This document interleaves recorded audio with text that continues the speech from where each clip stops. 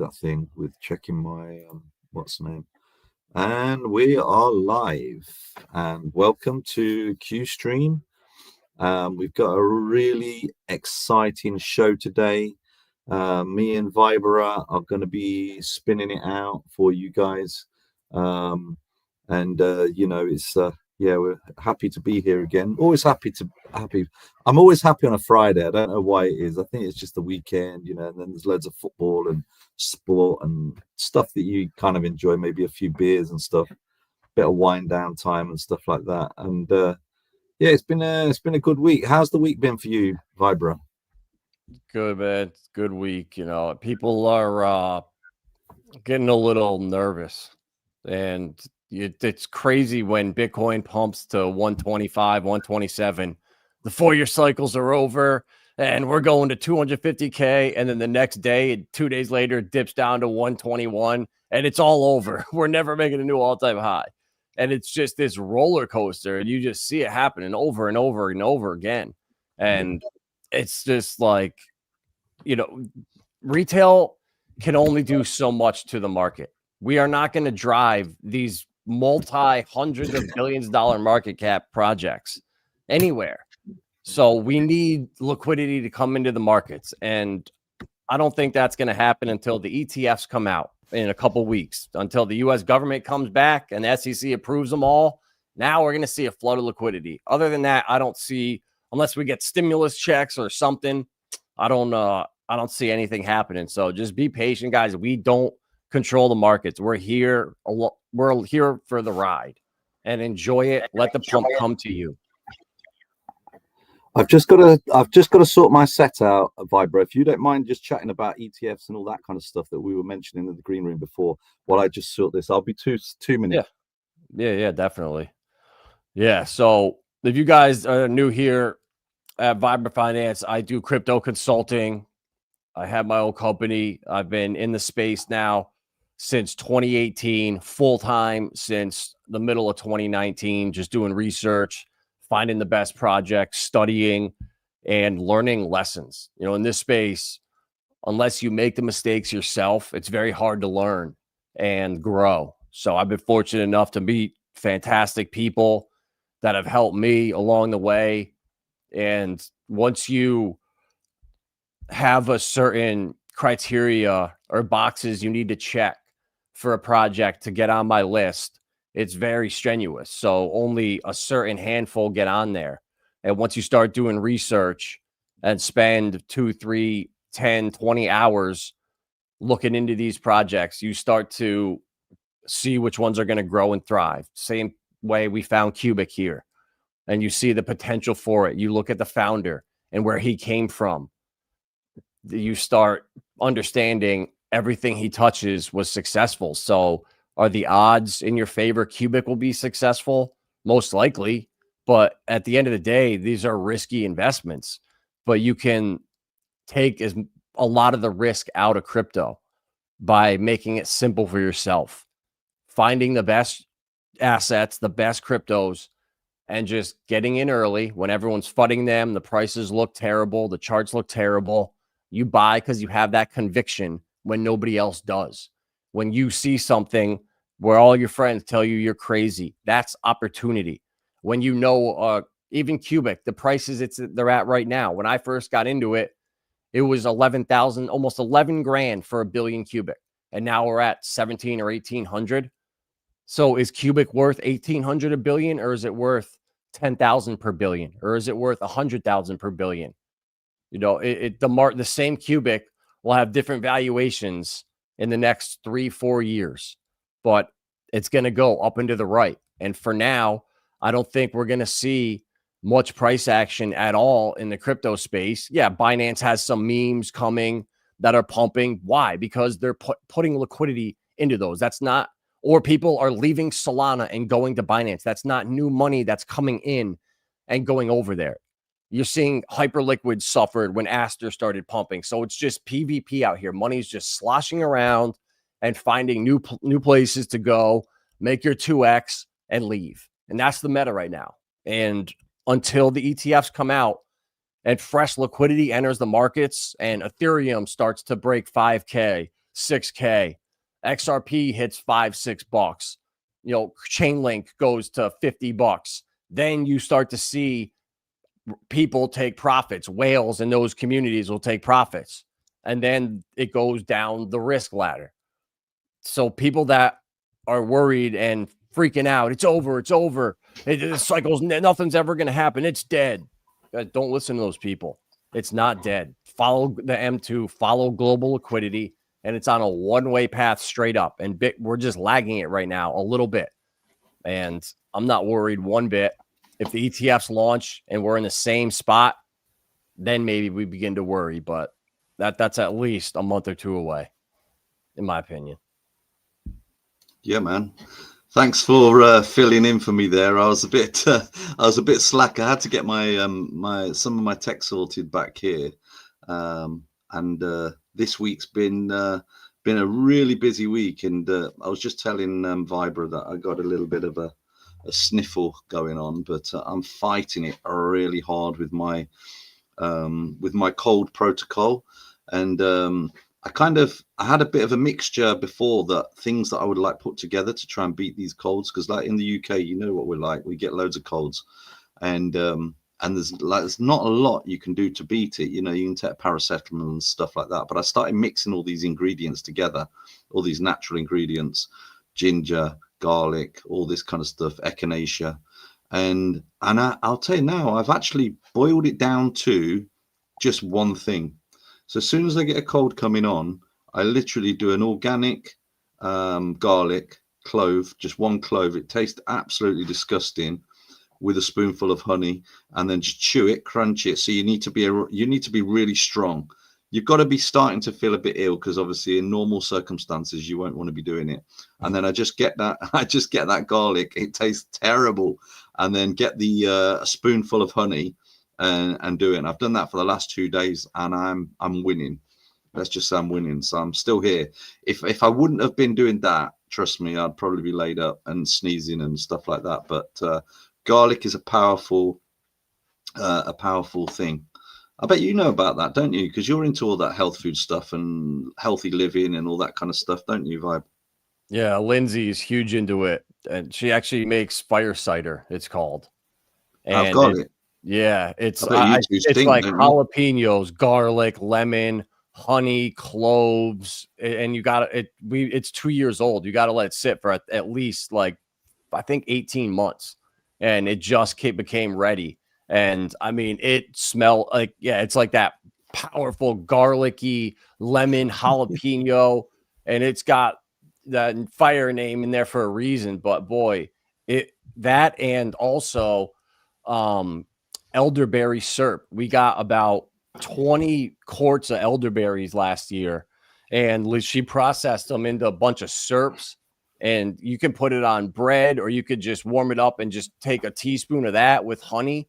And yeah, it's crazy how the natural stuff really does work. You don't need this crazy stuff from the store. Like, simple stuff really does work. Yeah, man. You know, it's funny you say that about elderberry, actually, because when my kids were really, really tiny, we would use this product called Sambacol. Have you ever heard of it? Sambacol. Mm-hmm. Yeah. And that's got elderberry, and that's the main ingredient. Yeah. And it is, if you research elderberry, I was putting a book together at one point about all this healthy stuff, and I never got around to finishing it. But elderberry, when I was like researching all the ingredients in it and the power of it, it's one of the biggest. It's got one of the biggest antioxidants in all of kind of fruit and herbs. But there's loads of really good stuff like that. But the garlic, it's great that you're both taking that garlic mix as well, because if one of you were taking it, you ain't going to go near the other person, are you? Let's face it. But if you're both taking it, then you don't know that you both stink. We've never try and get my missus on it. Yeah, we've never both been sick at the same time. With 2 kids and 2 of us, we've never all been sick at the same time. Lindsay and I. So it's crazy how that works. Where like and like, it's not like I stay away from her or anything. Like, we're still just as close. But I've never gotten sick when she's been sick, or when I'm sick, she got sick. It's crazy handy. how that works. It's always handy when there's one person that's well that can actually do all the, because life carries on, doesn't it, at the end of the day, especially when you've got families and that. But it's all the fun. But I think the key thing really is, and just finally on the health.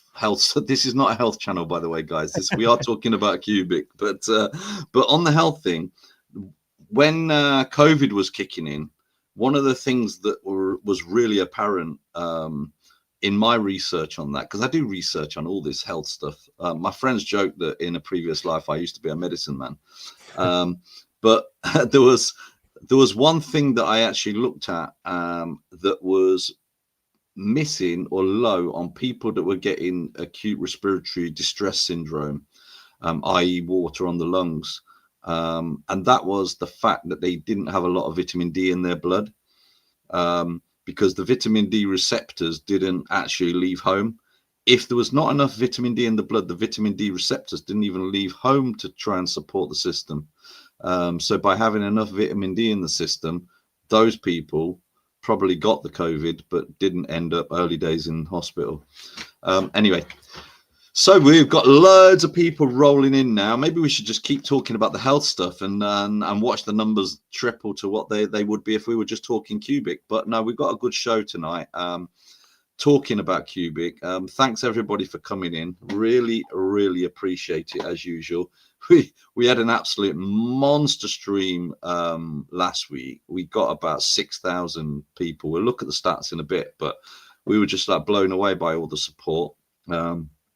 And we're just going to continue, you know, we're just going to continue through, try and make some good shows, make them informative, not worry about the price, because as Vibra's been kind of riffing about the price, you know, it's, you know, M2 money supply is still got to go up. There's going to be loads. Crypto's still early days on the you know, the graph of, what's that graph that they did? Is it the graph where, have you ever seen it, Vibra? The graph where they show I think it's called the adoption curve or something like that.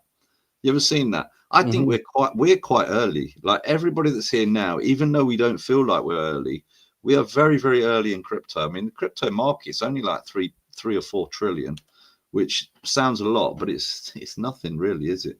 Right. Okay, so let's crack on with this, because we've got loads of people waiting to see what we've got to say. So again, introductions, things to do, please. You know, at the end of the day, not most of you, but maybe a lot of you are here to support QUBIC, and you are part of the community. So sharing it is just a minor thing that you could do to like help. So as you see this stream live now, just click share. If you're watching it on X, and I can even tell you how many people at the moment are watching it on X. Hold on. Let's see if I can get this. Hold on a minute. Let's have a look. So on X, we have got several. Yeah, we've got about several hundred people on X. All you have to do is literally, as you're watching it on X, just click repost, tag QUBIC in, obviously, with the $, and then QUBIC, and then just click post. And you know something, by doing that, you are literally spreading the word. Like those 6,000 people that were watching last week, you know, we are really pushing the word out of QUBIC and what it's all about. And obviously what's going to happen at some point with some of those people, they're going to realize, and they probably will today, because we're going to be talking about, we're going to be comparing QUBIC to other projects in crypto. And what they're probably there's going to be a lot of people that are going to be like, actually, I probably need to get a bag of these, you know. And we're all for diversifying portfolio. I would never say to somebody be a maxi on any project, because I just think that's just really bad investment advice. And obviously this is not investment advice. Anything that we say today is not investment advice. It is for entertainment and all the rest of it. But you know, you're the one that's going to press the button, but we're obviously in here enjoying the QUBIC space. So yeah, please share. I think we had way more than 100 shares last time, because we were linked up to the main QUBIC account, which absolutely brilliant. We encourage if they are listening to link up again. I mean, just do it on a weekly basis. Why not? Because it's free marketing. It's the best marketing, because so long as, you know, me and Vibra were talking in the green room before, and you know, the main thing is, as long as we're talking responsibly about the project and we're not talking, you know, complete rubbish or being rude about anything or anyone. It just makes sense just to get the word out, because you know, the topic we are talking about is QUBIC, and we are the #1 live streamers, so let's do it. So we're going to ask you to share. Please share, and then let us know in the comments, especially if you're on YouTube, that you've shared it. That is brilliant. And then also, if you don't mind, subscribe to our YouTubes. I mean, you know, Vibra talks about a lot of other cryptos.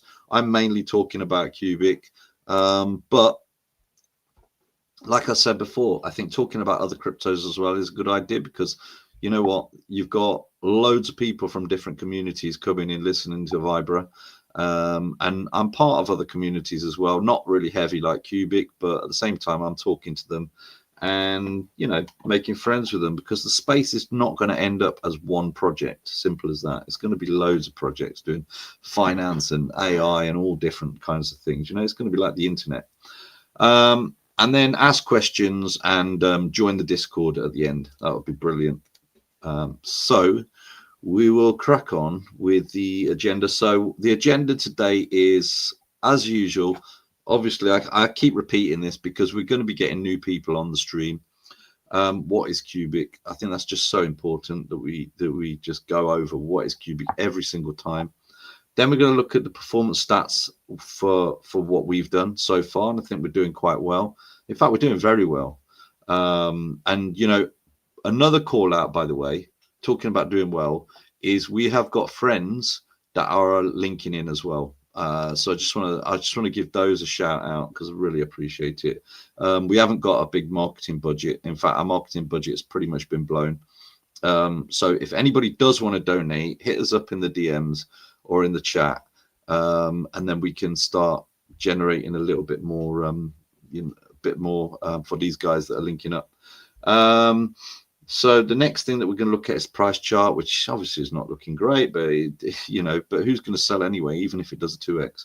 Then we'll move on to QUBIC versus other crypto projects. Now, for the whole week, I think sometimes I don't think people realize how much effort is involved in making these streams, you know, planning it and all the rest of it. This one was an absolute monster. I started something and I didn't realize how much work would actually go into it. I started this spreadsheet and it grew into this like absolute monster. But I think it will be a very good tool, actually. Once I show it to you, you'll see what I'm talking about. It's a pretty good tool to identify, you know, the project that you're looking at against other projects with regards to speed and all the rest of it, all these other metrics. So I've tried to pull in as many as possible. It's still a work in progress, but I think it'll still be worthwhile going through it today.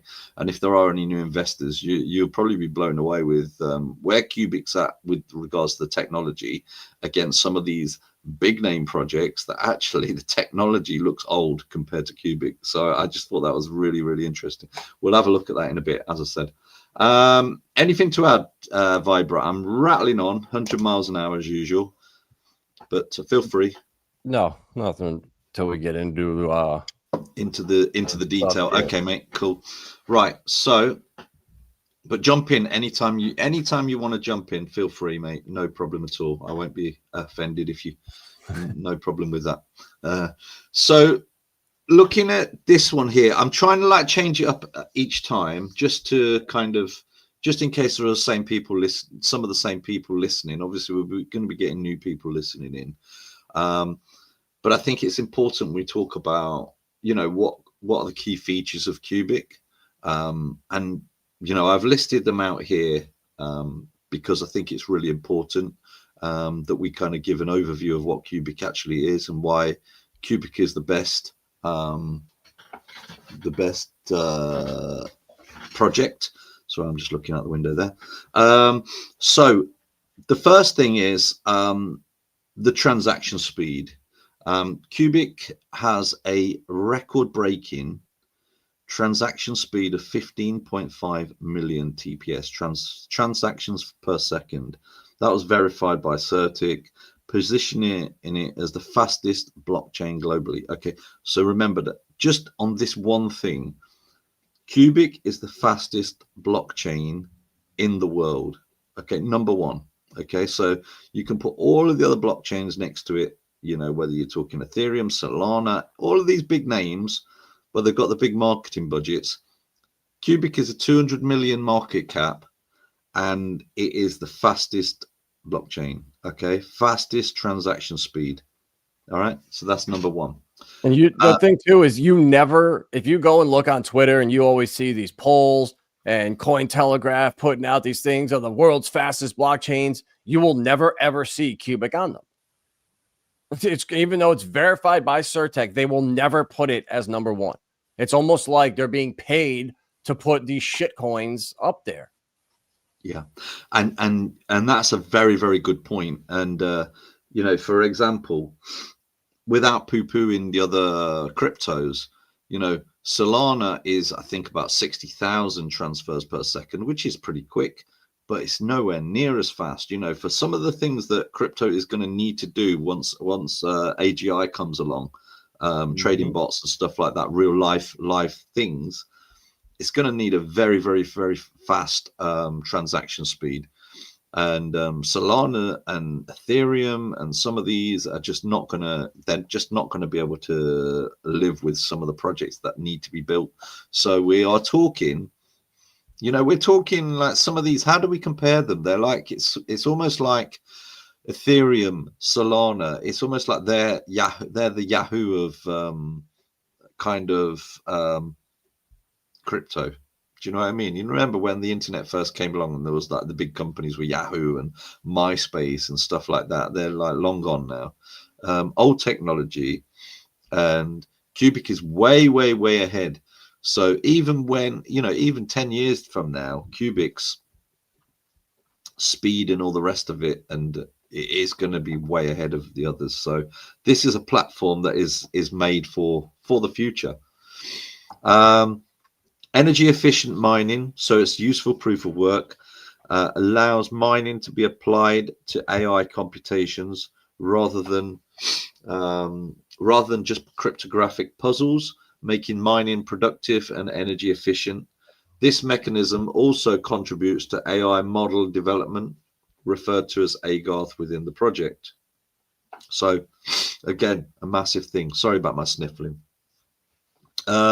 No fee transfers. So sending QUBIC tokens peer-to-peer incurs no transaction fee, making it attractive for microtransactions and everyday payments, unlike many other major blockchains. Okay, So sorry. The energy efficient, that useful proof of work, I think that's the future, because for AI to work, who's going to trust Elon? And like, if AI goes to where I hope it does, where like you can customize education for your kids and like really have useful, good AI, you can't have it censored or controlled by anyone. It has to be decentralized. And I just look at Bitcoin's network, the most powerful network in the world, one of them. And it's just such a waste. If that could be mining data right now and paying us to do that, instead of getting it stolen from your cell phone or listening or however they steal your data now, imagine if you could get paid to let the computer mine your data or what you allow them to have. That's the future. So I think Bitcoin's network will eventually get used for AI somehow. I think that the days of Bitcoin are numbered. It was propped up by the government, along with Tether, along with all these exchanges to keep liquidity. How come every time Bitcoin pumps, they have to print $1 billion of Tether? Because no one else is there to buy these treasuries that the US has to keep printing. So they fudged all the job numbers, fudged the whole economy, and offset this inflation into Tether and pumped up Bitcoin to the roof while it's useless. It can't even send a transaction in 30 minutes. It sucks. It's not the future. And as soon as one crypto moves past it and Bitcoin's number 2, it's no longer digital gold, it's digital silver. It's a race to the bottom.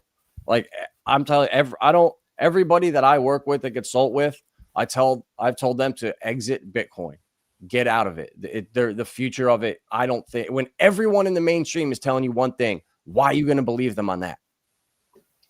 Yeah. And you know, it's funny you should say that, because I've seen some articles recently, Bitcoin to 1 million and stuff like that. But the thing is with it, right? Okay, so say for example, if you were new to Bitcoin, when I got in Bitcoin, I think it was about 20 grand. But if you were new to Bitcoin, and I've not bought any more, like I waited for it to rise and then I sold it. But if you were new to Bitcoin now, or new to crypto now, and people were telling you, get into Bitcoin, and it's at 120 grand, even if it does do that miraculous thing of going to $1 million, right? Even if you're going to do what, 10x, that's it. That's your max, and that's only if it hits like $1 million. So, is it really worth it? Is it worth that? I don't think so. You know, if Bitcoin goes to $1 million, ETH would be like 60K. Yeah. Do you know how high? Like every altcoin would do ungodly numbers. So if you were sitting in Bitcoin and wrote it up to $1 million from 120K here, if we did have that pop, yeah. Yeah, it's just yeah, it's not. I don't think it's a great investment. I'll be honest with you. You know, whatever Michael Saylor or any of that lot say, I mean, he is way in over his head. I think he is just massively in over his head. I don't know what his. I just can't see what his exit strategy is going to be. I mean, maybe we'll be hearing. Mate, you never know, Vibra. We might be hearing like 5 years, and it's sitting at like 10 million, and they're replaying this video and going, what a couple of idiots, you know. Michael Saylor is playing a role. He's playing a role that he needs to. Okay. Go look at what happened in the .com bubble with MicroStrategy. Just go back and do some research and look at what happened. He did the same exact thing, the same playbook, and lost $6 billion in one day. Yeah. Jim Cramer literally called Michael Saylor one of the biggest reasons for the .com bubble. And here we are 25 years later with the same dude, the same massive over leveraging with MicroStrategy, but with Bitcoin now. Yeah. Yeah, he's definitely he's doing a good job though to try and get some of these bigger investors to try and suck out some of their liquidity. I don't know what the end game is, whether he's going to exit or what he's going to do. But it just seems like he's borrowing, doesn't he? When Bitcoin's going to go down to below his 72K, wherever his liquidation price is. It's going to happen. It's been set up for Japan to unwind all those treasuries, hit the market, cause a global liquidity crisis, and then instant settlement is ushered out. All of the corporations and banks issue their stable coins and soak up all that debt. It's what's going to happen. Yeah, let's see it play out. It's going to be interesting if it does. Let's see if you're right. How long do you think this is going to take? When oil starts, something's going to happen and oil will shoot up. Yeah. Okay. And that'll cause Japan to officially break. It does sound like there's something brewing in the air where something's going to make things snap a little bit, and then suddenly you're going to see a brand new system. Because I mean, like even in the UK, like they're planning certain things like with the digital IDs and stuff like that, and it's like nobody wants it, and they're putting these things in place that people don't want, and it's almost like no, this has been decided. Without it's all been decided. Exactly. Been decided. There's no democracy in any of this, you know, and it's kind of it just feels very planned, you know, and it's like they've got certain things that they're going to be doing. I just hope that, you know, with some of these exchanges, you know, like the centralized exchanges, that they're not going to suddenly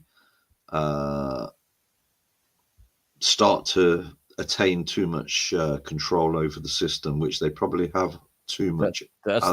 Kraken is already a partner with the government to release the digital dollar, or it was going to be a CBDC back in the day, but Kraken, Coinbase, and Gemini and Bitstamp are going to be the 4 major exchanges. When the whole thing happened, when the liquidity crisis happened, 70% of the liquidity on these exchanges, not any of the US ones. And if you look, Micah had made everybody delist Tether. None of the major exchanges in the US or the UK use Tether. It's all around the world in these other exchanges, KuCoin, OKX, and all these shady exchanges that we have to KYC or no KYC, or some of them you have to, but 70% of that liquidity is with Tether. So if there's a problem, those exchanges are all defunct. And what happens? The banks come in, swoop them all up for pennies on the dollar, and now they control all the assets. And now Wall Street has them all, and it's going to be tough for retail to actually get exposure to the bare assets. They're going to sell everybody paper derivatives of all the coins. And us that are here now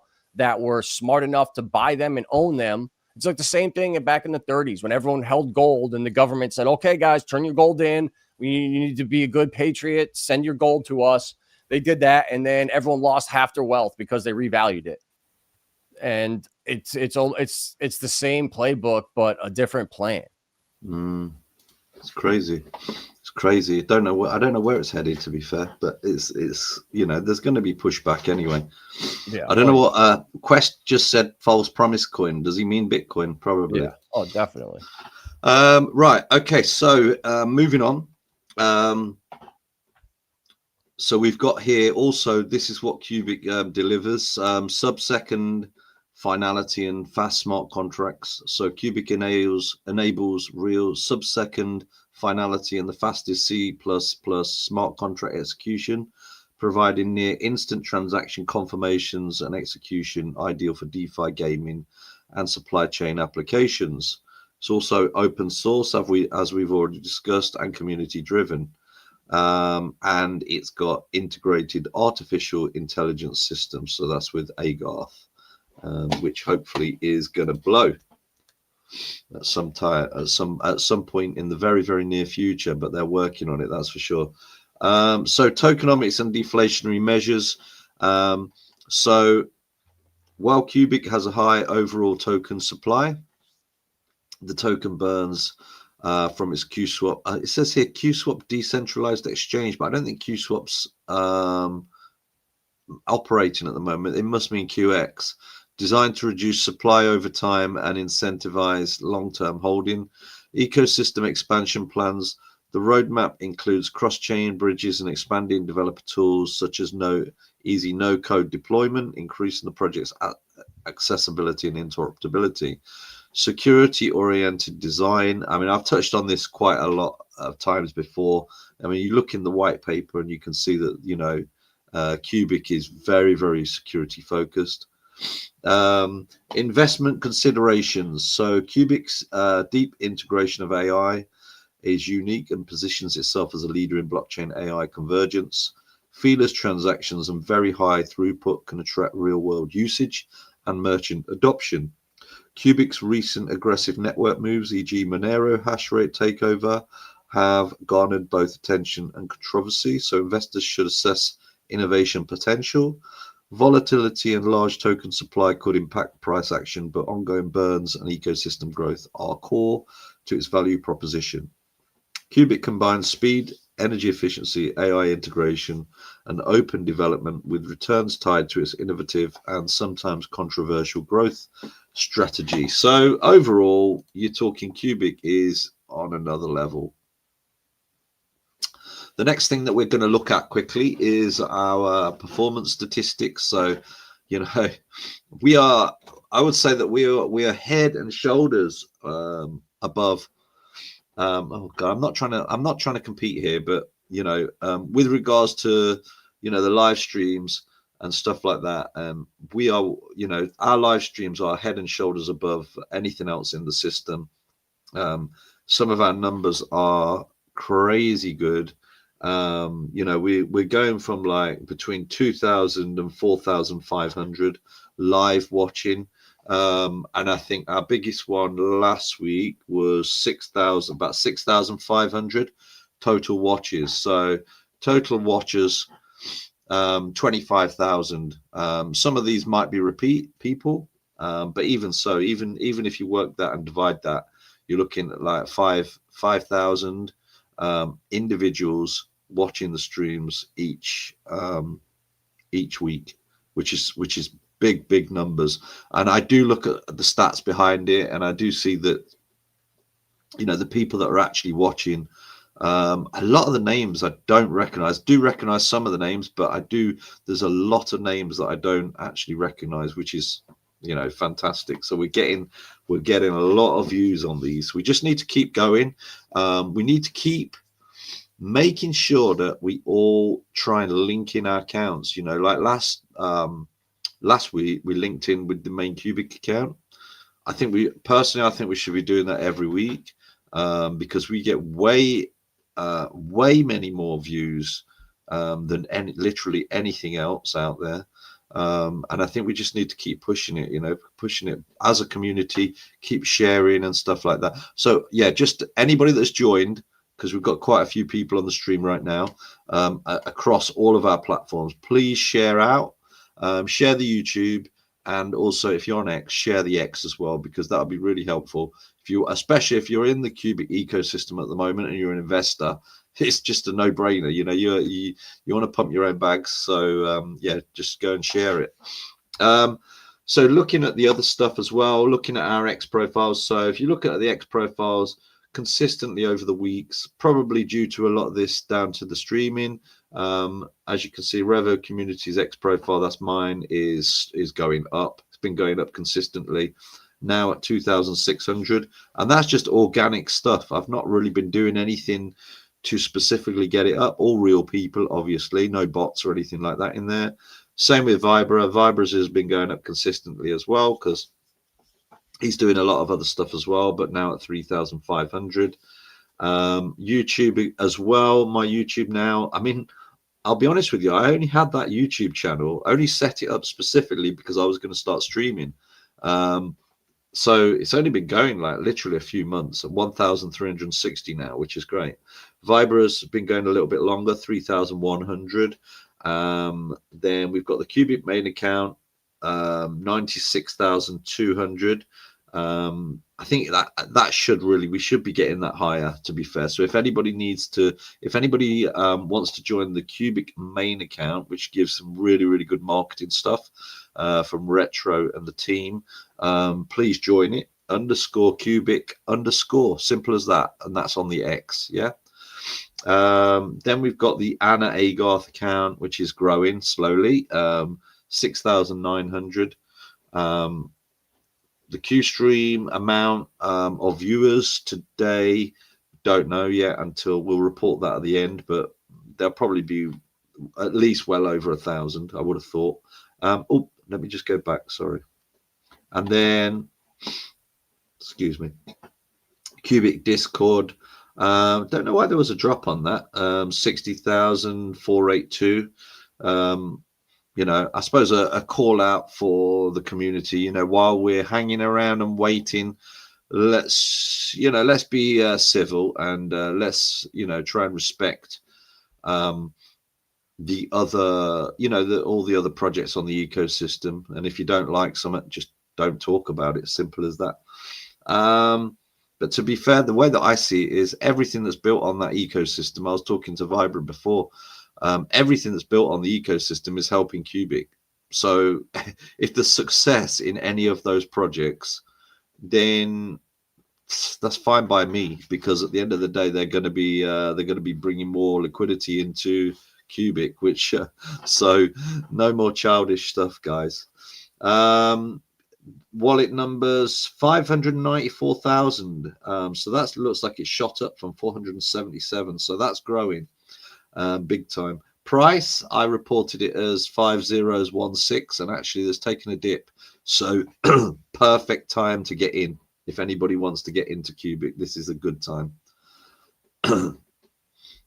Right, so tier 1 exchanges. There was an update on the AMA rather yesterday. I think we managed to get about 2,800. There was a challenge from OKX to get 5,000 assigned, 5,000 signed up, and I think we got about 2,800, which is still significant. And I know we've kind of helped push that as well. And I don't know how many we managed to do, but we've been pushing it as well. So I think we got quite a few. But but still significant amount of people to actually go there, because some people don't actually like to sign up, because you know when you sign up to a tier 1 exchange, you have to give all your details and everything, and I think some people might not like to do that. And I think you know, because QUBIC's a bit more of a how do I describe it? It's a bit of a more of an organic project almost. It's got that kind of feel about it, where people like, you know, like to protect their identity and things like this. So yeah, maybe that's a reason why it didn't achieve 5,000, but still 2,800 still significant.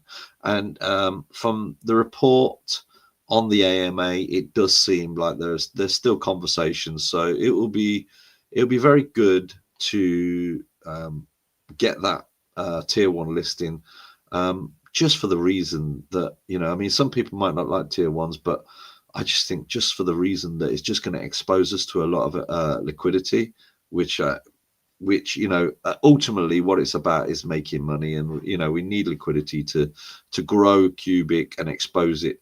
And ultimately, I think there's a lot of investors out there that are lazy. You know, I've spoken to people that are like, oh no, is it on Coinbase? Or if it's not on Coinbase, I'm not going to bother getting it. And I'm like, just, you know, you just need to go through a couple of steps, and people just don't want to do it. They're comfortable where they can easily get these products, you know. So for example, when QUBIC becomes live on some of these, they will just naturally get investors jumping in. That's just the way that it is.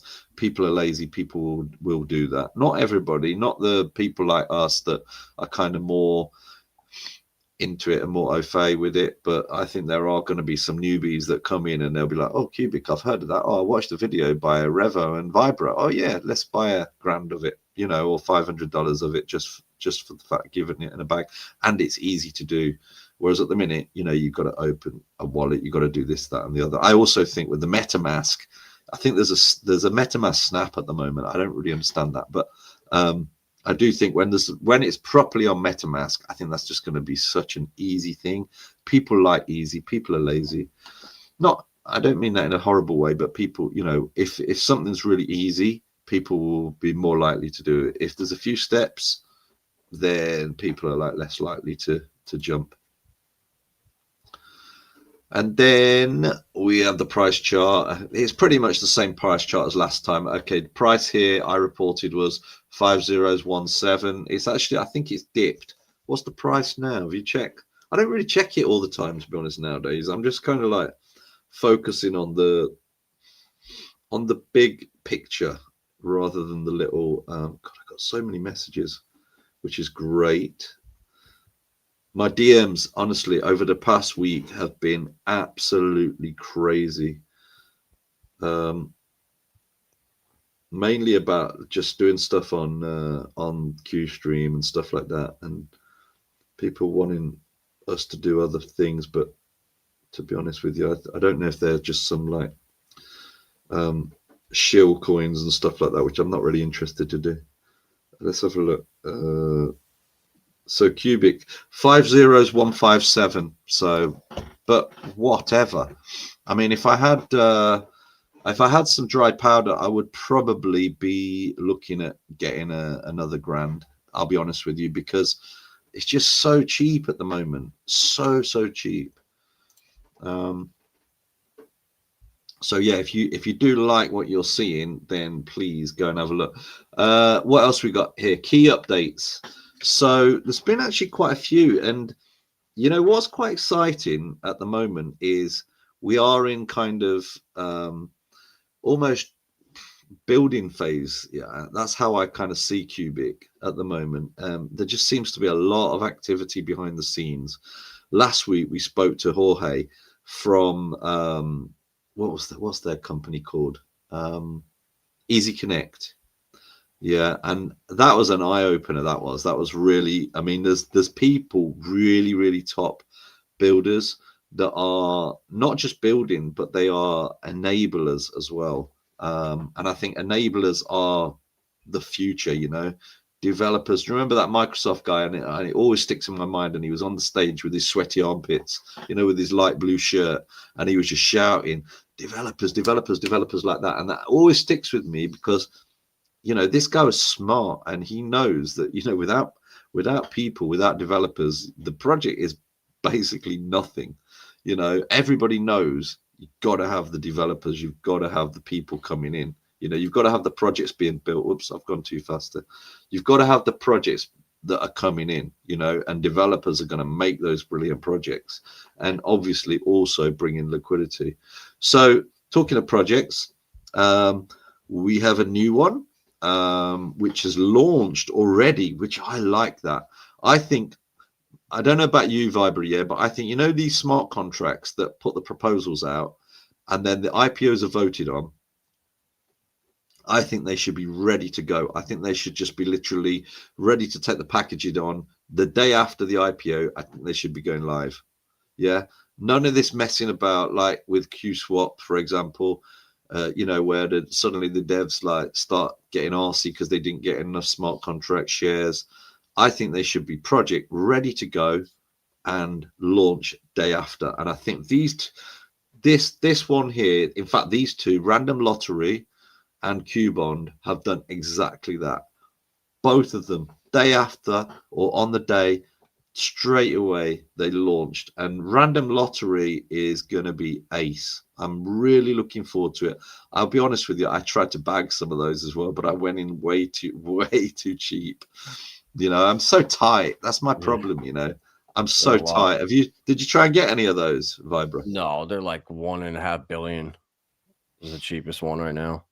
Is that it? Random Lottery now? Yeah. Well, okay. So I should have put a bigger bid in, but I can't remember what I went into. I think it was like, oh no, never mind. That I'm thinking of the Quadri. I'm not sure what that oh, okay, yeah. Another, I was gonna say, God, that's jumped up quite a lot. But yeah, I tried to get some, and I was like, at one point I had like, I think it was about 5 minutes to go, and it moves very, very quick. I think there's a lot of people trying to snipe it, which obviously worked. And yeah, I tried to grab a whole load. I think I wanted about 50 or something like that. I thought, yeah, I'm gonna get 50, and I thought it was looking really cool. And then I think I put my bid in, and that was it. And at the same time, it was really distracting. I'm just going to tell you this quick story, yeah. But at the same time, I had the electricians around in the house, yeah. So I'm like trying to do this, and then they were quoting me a job, and like I was trying to hurry them up, right? So I was running them around the house, going, "This needs doing. This needs doing. Can you do this? Can you do this? I need the cooker wire doing all this kind of stuff." And then trying to rush them through. I think they thought I was absolute lunatic. I looked like I had ADHD or something. And then I was trying to get back to my bidding, and I just rushed it in the end, and I didn't get any through. So long story short, but I have, obviously I've got QCAP shares, which QCAP buy a lot of these projects. So QCAP I think ended up with about 150, and you know, fantastic. So I'm still exposed to Random Lottery. So Random Lottery I think are going to be doing it. I think it's 1,000 per wallet. Oh no, sorry, 1 million per wallet. We'll have to get them on at some point. 1 million per wallet is allowed to enter, and then I think it's times 676. So not massive money, but still a nice amount of money for a small little bet. And we love to gamble because, you know, what is crypto? Crypto's a gamble. Every single project's a gamble. Let's face it. You know, you're sticking your money in there. You don't know what really is going to happen. We're expecting good things to happen, but ultimately we're in a bit of a casino. You know, some of the projects are less risky, but there's always a risk, you know, in cryptos. Anyway, and then the next thing is QBond, and that is a staking protocol, and which pays out 10% APY, which I think we're going to try and do another ecosystem stream, Vibra, in a few weeks. Yeah, try and get some of these guys on to talk about some of this stuff, because you know what, even though I kind of like we did like an emergency stream that week when they asked us to do it. And guys, anybody that wants to do a stream with us and you come on, you can do it. So we're not saying, oh, we're only going to do QCAP stuff, or we're going to do, we'll do anything. We'll do any of your projects. I know there was a guy from Matilda, one of the meme coins. They wanted to do stuff, but they missed out on the last eco. So we'll do that with you. Just come on. If you want to repeat, Jorge or anybody like that, just repeat. It's fine. We're not. I have got my own little biases because I've got my investments in QCAP and some of these other coins, and I've got a few smart contract shares and stuff like that. But you know, at the end of the day, it's anybody's welcome. Anybody's welcome. You know what I mean? Would you agree, Vibra? Definitely. Okay, so what's going on here? Now, somebody said some people are just so rude, aren't they, Vibra? Have you noticed? And I just don't get it. Would they? You know, when people are rude, right? Like this guy Quest, yeah, he said, let the other clown talk. Now, not being funny, right? Would you dare say that to my face? No. You wouldn't dare say it to either of our faces. It's just rude. People do these things on the keyboard where they think that. I've got this thing, yeah, where if I type something to somebody, right, Vibra, I will consciously think to myself, would I say that to that person in real life? Yeah. Would I say that to, and that's how I kind of live. So I'm not like one of these keyboard warriors. If I have an argument with somebody, I would actually say it literally to their face, you know, but I think a lot of these people wouldn't. They're too scared. Okay. So anyway, marketing team have their approved proposal, which I think is absolutely fabulous. Congrats to Retro and the team. Look, at the end of the day, I don't think people realize how much work goes on behind the scenes with a lot of this marketing stuff. Even if you're just putting one graph together, or even if you're, I don't know, just, you know, whatever, like some of the work that we've done this week on preparing for these slides, right? It literally has been like every day. There's not been a day that I've not been working on this. So I think well done to the team. You need a marketing department, simple as that.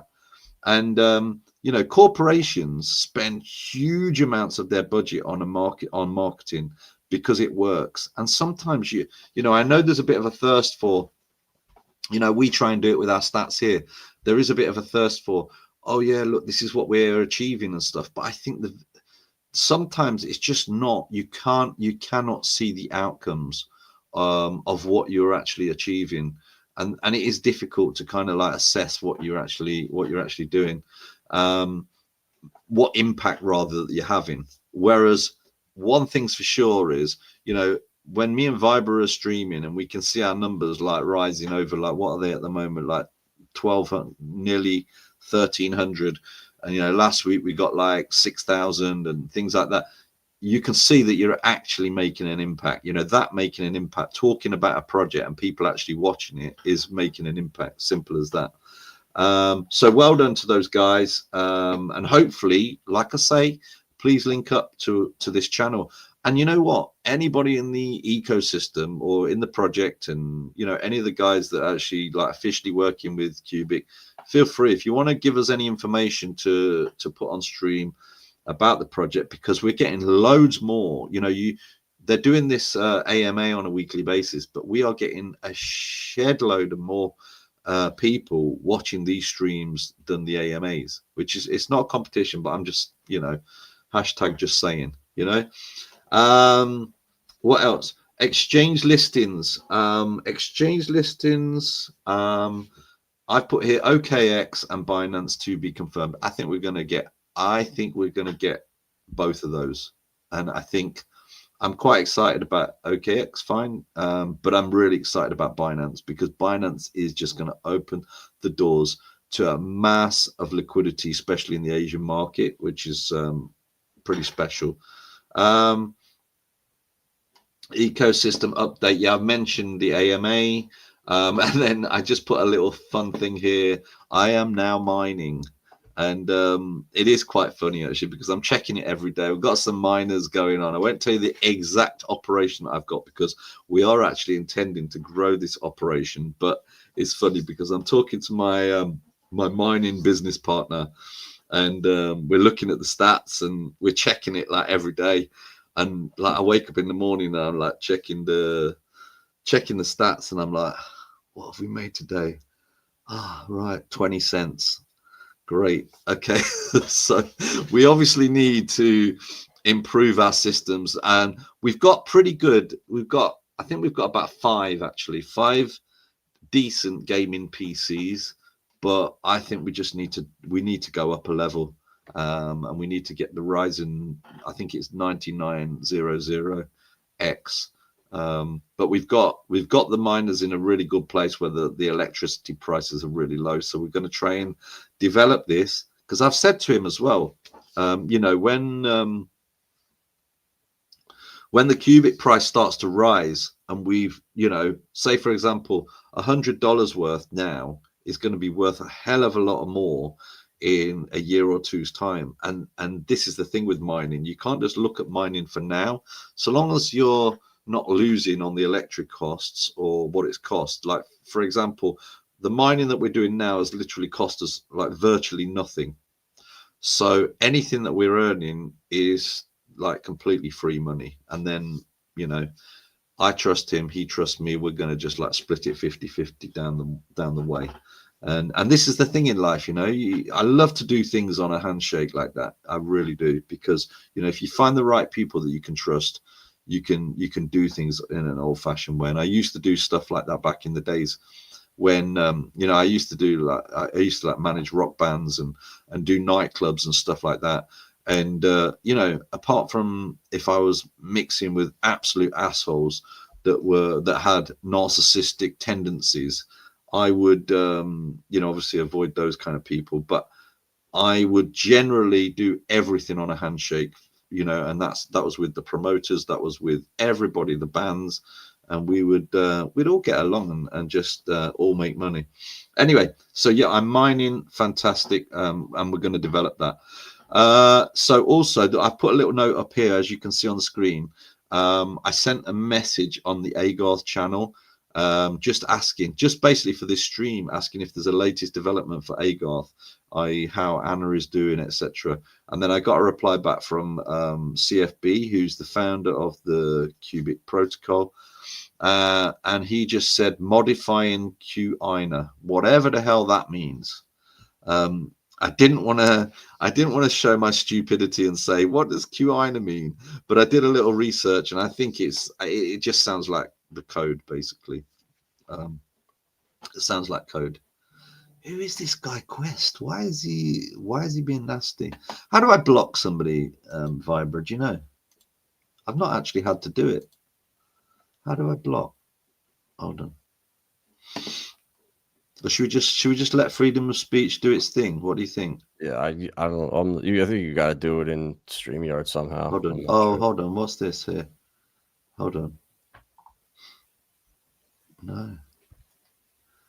Okay. If I might block you in a bit, Quest, if you get too nasty. Right. So I don't like to block people, though. Do you know what I mean? Because you know, the thing is with freedom of speech as well. You know, I've noticed as well. People are like, yeah, freedom of speech, until somebody says something they don't like. Oh dear. Right. Anyway, so next, but yeah, all positive there. And then now we're going to take you through to our main thing. So this is going to be QUBIC versus other cryptos. So it's not intended to like poo-poo on any of these other cryptos, because they're all legitimate projects and they all do various different things. But it was just to show, I suppose, the comparison that where QUBIC is against these. You know, obviously QUBIC at the moment is a 200 million market cap project, but I think it punches way above that. So I think, let's have a look. I think we're going to take a look at the spreadsheet that I've prepared. Let me see if I can get this. Let me see if I can get this open. I'm going to have to unshare, and then I will reshare. Let's see. We did test this, didn't we, before? So hopefully this is. Let's have a look. Have I put it in the right one? There we go. Okay, so what I've done here, and this honestly, it probably looks a bit untidy, yeah. But what I've done, if I can just, in fact, let me just hold on, let me just grey that one out, just so it doesn't confuse. Okay, so what I've done here is the one that I'm clicking on. These are the metrics. Okay, so these are the metrics down here. So what I've done is I've done all these metrics, and I've literally just handpicked them. So I've done market cap, transfers per second, average transaction time, the fees, whether it's the project's regulated. What else have I got in here? Whether it's decentralized, what the setup is, i.e. proof of stake, proof of work, security setting, security rankings. And I don't, the things with the security rankings, I'm not just saying this because QUBIC rated 7, but I don't know if this wasn't an exact science. Okay, so I just found it on when I was scouring around and asking not ChatGPT, I asked another LLM. But anyway, uptime, didn't quite finish that one. Scalability, the founder, the team, AI or not, smart contract platform, etc., etc. And then what I did, let me just take you to the top again, and then if we just go along and we have a look at the market cap, we can then start to build up a bit of a picture of the project QUBIC against the other projects. So if I scroll along, we can see that QUBIC at the moment is about 198 million market cap, which is pretty tiny for a crypto that's aiming to be, you know, something superior. Then we've got, if we scroll along, we've got Solana, 115 billion market cap. And I know, like we've had a discussion before about market cap, haven't we, Vibra? I know it's not the exact science market cap, but it's kind of a way that most people, how do I describe it, gauge how big a project is at the moment. However, because we are talking in terms of tokens, you know, sometimes tokens can be locked up. Crypto, I suppose what I'm trying to say is crypto is very different from normal stocks. Would you agree with that, Vibra? Yeah, you can't to use market cap to value a network that moves money or is hosting an AI system. Like you can't use market cap, and I think as time goes on, it'll slowly get phased out, and we'll start valuing stuff. I don't know how, but maybe the TVL or something will matter a lot more because, you know, like Solana's market cap is 118, but you look at the last cycle, look how many more coins are on the market. So, you know, to get to the same price is it's So okay, so yeah, good points. So we take it like to see, like, you need it though, kind of just to kind of see the projects out there and see what the supplies and stuff are. Like that's, I think that's kind of more important, what the circulating supply is, if there's anything that's ready to hit the market, if it's inflationary or if it's deflationary. And the fact that we are deflating, I mean, even ETH is straight inflated all year. And that's good points. And in fact, I should really add those to this dashboard, but it is a work in progress. And as I've said, it's literally taken me a whole week to gather all this kind of evidence as well. And it does build up quite an interesting picture. In fact, I actually think that when anybody starts looking at investing in crypto, this might be something that is a really good tool, because what you do is you start to build up a picture of what the other cryptos are doing, and how their setup is as well. So for me, it was quite useful. Even as I was working through it, I was like, all right, are we way faster than literally everything in the market? Are we cheaper than everything? And then when I was looking at some of the fees of the other cryptos, I was like, wow, that's expensive, you know, compared to obviously us, where we're as I say, us QUBIC, we're zero. So anyway, let's take a little scout through it, and just stop me at any point.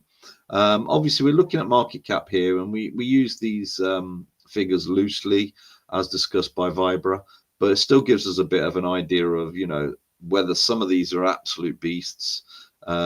Yeah, I need to do a bit more work on pulling out some, you know, the circulating supply in there as well. That would be really helpful. And also if how much is locked up and all that kind of stuff as well. So, okay, so Solana this is against QUBIC. So Solana's got 115 billion market cap. Ethereum is, I think it's the second biggest after Bitcoin, 495 billion. Okay. Arbitrum 2.18 billion. AVAX 11 billion. Casper 1.95 billion. Tron 31 billion. Tau 3.7 billion. XRP 163 billion. Cardano 28 billion. Sui 12 billion. Stellar 8.78 billion. Hedera 8 billion. Mantle 6 billion. Toncoin 6. Polkadot 6 billion. Monero 6 billion. Aptos 3 billion. Near Protocol 3.86 billion. ICP 2 billion. Algorand 2 billion. Render 1.6 billion. Fetch 1.12 billion. Theta 683 million. Akash 371 million.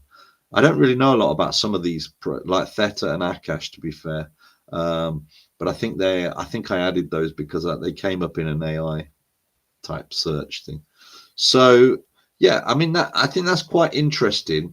You know, when you look at those, you see the thing that I would get from that if I was an early investor, I'd be like, all right, okay, so you know, if you are comparing QUBIC against some of these, obviously we are anticipating that QUBIC's gonna join these big boys, you know, at the top, maybe a top 10, top 20. I mean, obviously if it gets AGI, we're talking like top 3, you know, I would have thought. I mean, even the top spot, because if AGI gets built on QUBIC, as I've said before, this is my anticipation, it will get, I mean, the only thing that I can compare it with really is like Apple iStore, you know, where you've got all these apps, millions of them, and people are like actively downloading them. And I think that is what AGI will do. It will just literally, people will dump, you know, the things that I'm using, for example, at the moment for what we call AI is like, what's this thing that I'm using at the moment? Let me just I've got to hover over it so I can tell you what it is.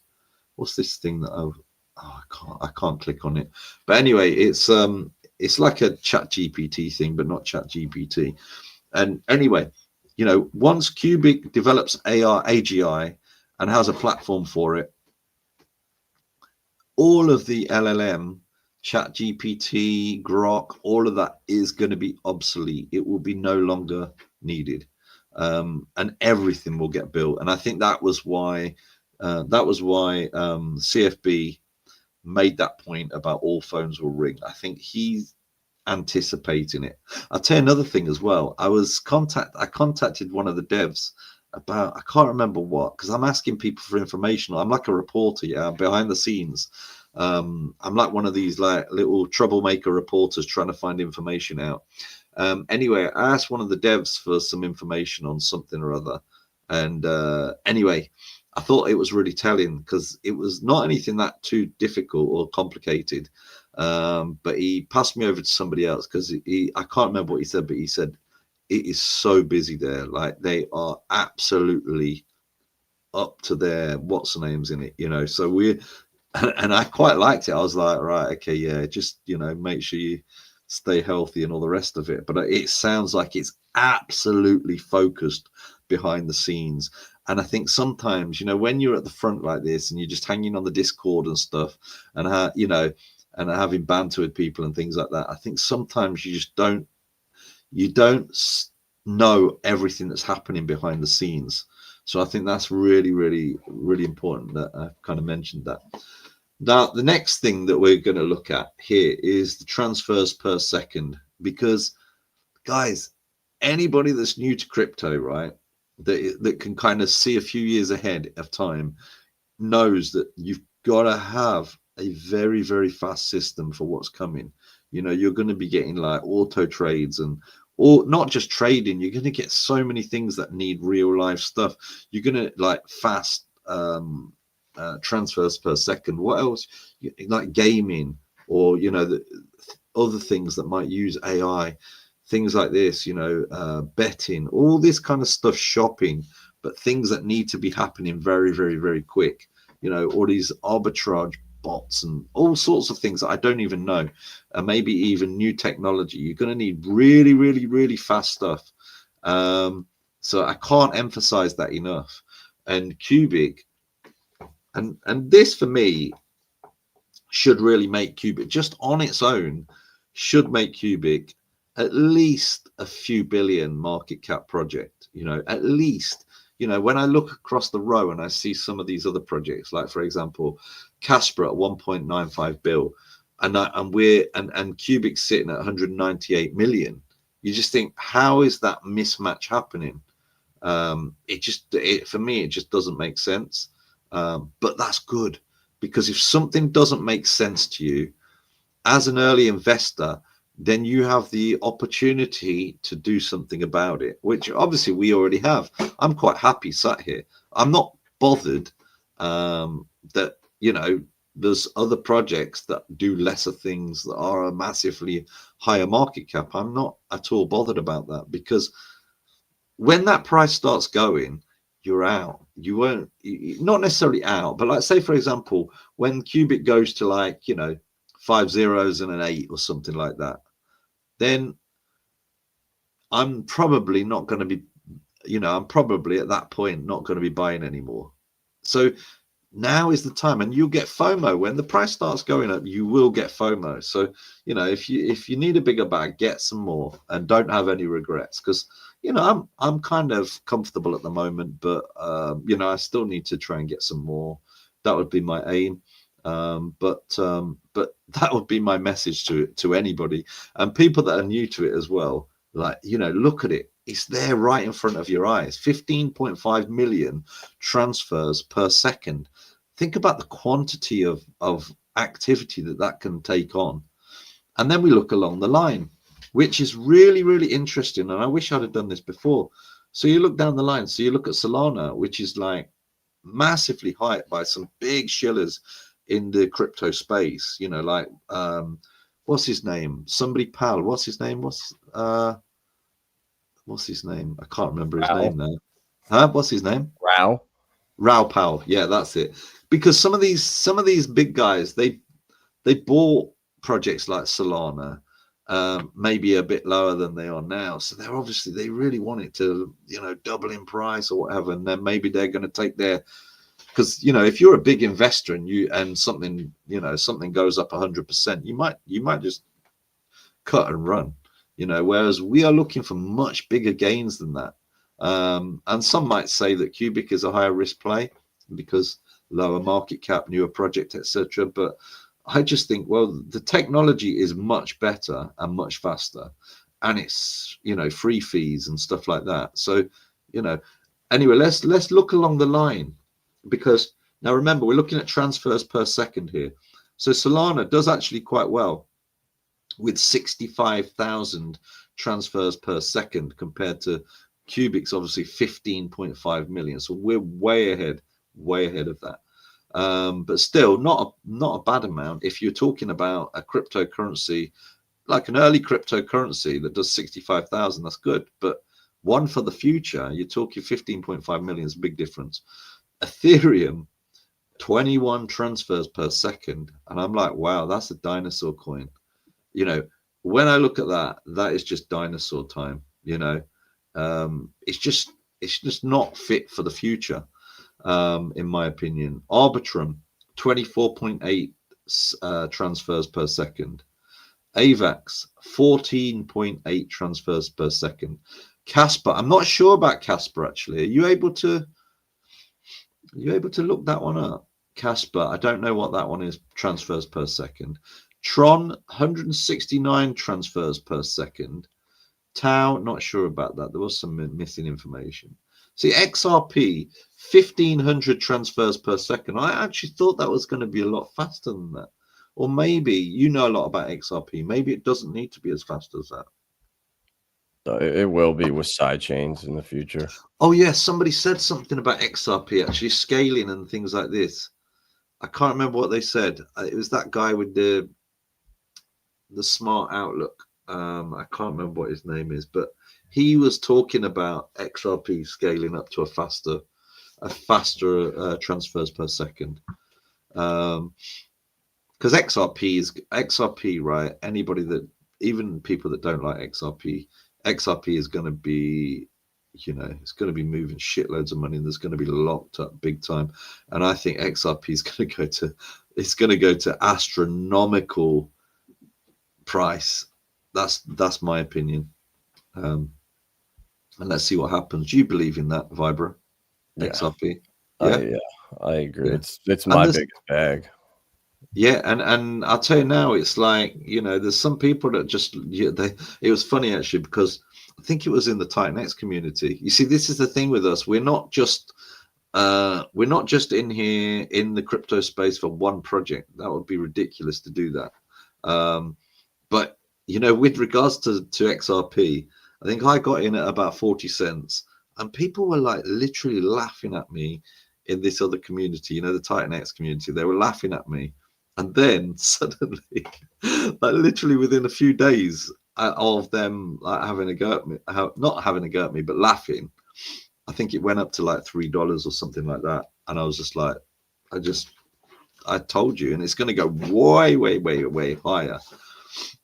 Still think the big gains, if you're looking from an investment point of view and the price where it's at now, QUBIC is going to probably destroy that. If you had $1,000 in QUBIC, $1,000 in XRP, QUBIC is going to, absolutely wipe the floor. But I think the thing is, with some of these other projects, they are going to be part of the financial system. There's no excusing it or getting away from it. That's just what's going to happen. Cardano, 250 transfers per second. Sui, 42. Stellar, 109. Bit surprised about Stellar being so low. What's that all about? I thought they were about moving money as well. Yeah, I don't. It's got to be faster than that. I don't know. Okay. When I use it, it's lightning fast. Like when the Stellar wallet, when you use DeFi, I just have like a couple liquidity pools, and like you get an error on the computer. It happens so fast, the computer doesn't register, and it gives you an error. So I don't know. I don't know. Okay, I'll confirm the figures on that one. I'll confirm the figures, because I don't want.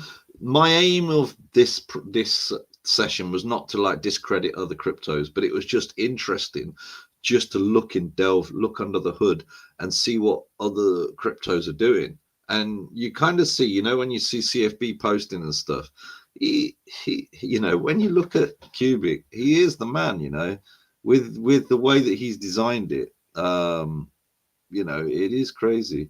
I think you're looking up the average right now, not the maximum. Like I just looked it up. Like Stellar's averaging 88 right now, but can do 2,000. Okay, right. And can get up to 5,000 with Storaband. So yeah, this is just transfers per second. I don't even know where I found this, so I need to verify it. So apologies if any of these are wrong. Yeah, those are the averages, man. That's what like the average used right now is. It's definitely not the top. Fine. Okay, so this is average transfers per second. Let's just call it that, shall we? Mantle didn't get anything on that. Toncoin, 25 transfers per second. Polkadot, 1,000, bit better transfers per second. Monero, 7. What's that all about? Aptos, 38. Near Protocol, 58. ICP, 1064. Algorand, 11. Whoa. Render, 15,000. Fetch AI, 100 to 500 transfers per second. So that seems ridiculously low as well. Theta, 1,000, and Akash, 50. But I suppose it's the case that maybe they're like, because some of these projects are not getting like massive activity at the moment. So maybe it's a case of like, 1,000 say for example, Theta 1,000 transfers per second is actually fine, you know. And even if like there was a few thousand people in a small time frame, maybe they're not expecting it to get bigger than that. I don't know. Or maybe they think they don't need them. That's the thing. Like there are different use cases. Like with Yes. QUBIC, it needs to do stuff so fast. When AIs communicate with each other, it's got to be lightning quick. You need the int for that. But to send money or to send a payment or to verify a transaction, you don't need that speed. So like it's kind of why your point of diversifying into crypto, like because we love QUBIC, has nothing to do with me not loving Pulse Chain or not loving Stronghold or Flare or these other. It has nothing to do with it. They're not in competition with each other. And when people can get that, can understand that, you can kind of start to diversify and not feel like this stupid tribalism or whatever. Like, I'm here for the best cryptos, period. I don't give a shit what the name is. Yeah, I know. And it does make me laugh, you know, when you think, you know, there's a little bit like, I love this code better than this code. And it's like, it's crazy. You know, we are here as you know, as investors. You know, it's not about loving one project, and you know, but obviously if you're in something and it's really, really good, I think QUBIC is really, really good, and obviously I'm in it, I'm invested in it, and that's why we're kind of talking here. But you know, I also like other stuff as well. So let's look at the average transaction time.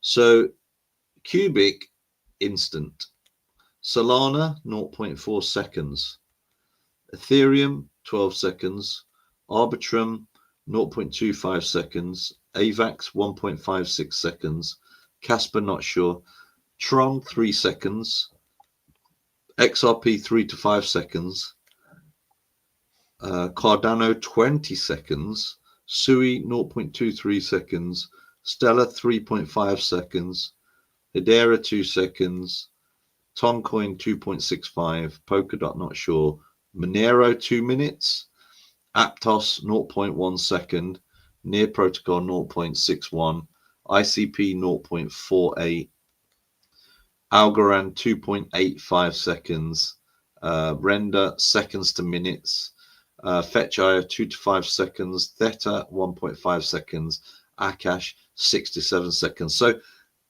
you know, again, there are different use cases, I agree, but the fact that QUBIC again on the tech absolutely storms it because it's instant, and I do think that's really, really important. We look at the next one because we don't want to be here all day, but we do want to get through some of these. We might continue this actually on another stream, but we've got fees here, and I think this again is an absolutely massive thing, because think about it, you know, you're not getting charged for anything. So if you want to do it, I don't know, there's just so many use cases, you know, when people start to kick on and start to build you know, institutional style projects on this, when they realize that there's no fees on it, it's really an opener. I think it's an absolute opener, like nothing. You know, and I know some of these other projects are like quite low. If we go across Solana, 3 zeros and a 6, but if you're sending loads and loads of transactions and you're getting charged 3 zeros and a 6, it's going to start adding up. But with QUBIC, you don't pay anything. Ethereum, I mean, we all know about Ethereum. This is an absolute joke, because I tell you now, I'm sure I've paid $15 in the past for Ethereum, and it's actually crippled some projects. I know there was a project on Titan X. Do you remember that they launched on the same day that the Ethereum gas prices were ridiculously high, and nobody joined? And I was just like, I felt for the guy, because I was just like thinking, and I was about to join in. You know, when Titan X was really ripping at one point, I was about to join in on this project, and then the gas price was like $20 or something. It was just like, what the hell are you doing, Vitalik? He ain't a genius. I'm sorry, that's just my opinion. He's not a genius. Arbitrum 10 to 25 cents, AVAX 20 cents. I don't know about Casper, need to fill that out. Tron 1 cent to 3 cents, XRP 3 zeros and a 4, Cardano 20 cents, Stella, that's quite low. Is that 5 knots 3.5? Hedera, 3 zeros and a 1. Toncoin, 1 cent. Polkadot, 2 cents. Monero, three zeros and a 1.4. Monero, 3 zeros and a 1.4. So quite smallish, you know, but again, you know, you look down the list. Render, 48 cents to 163.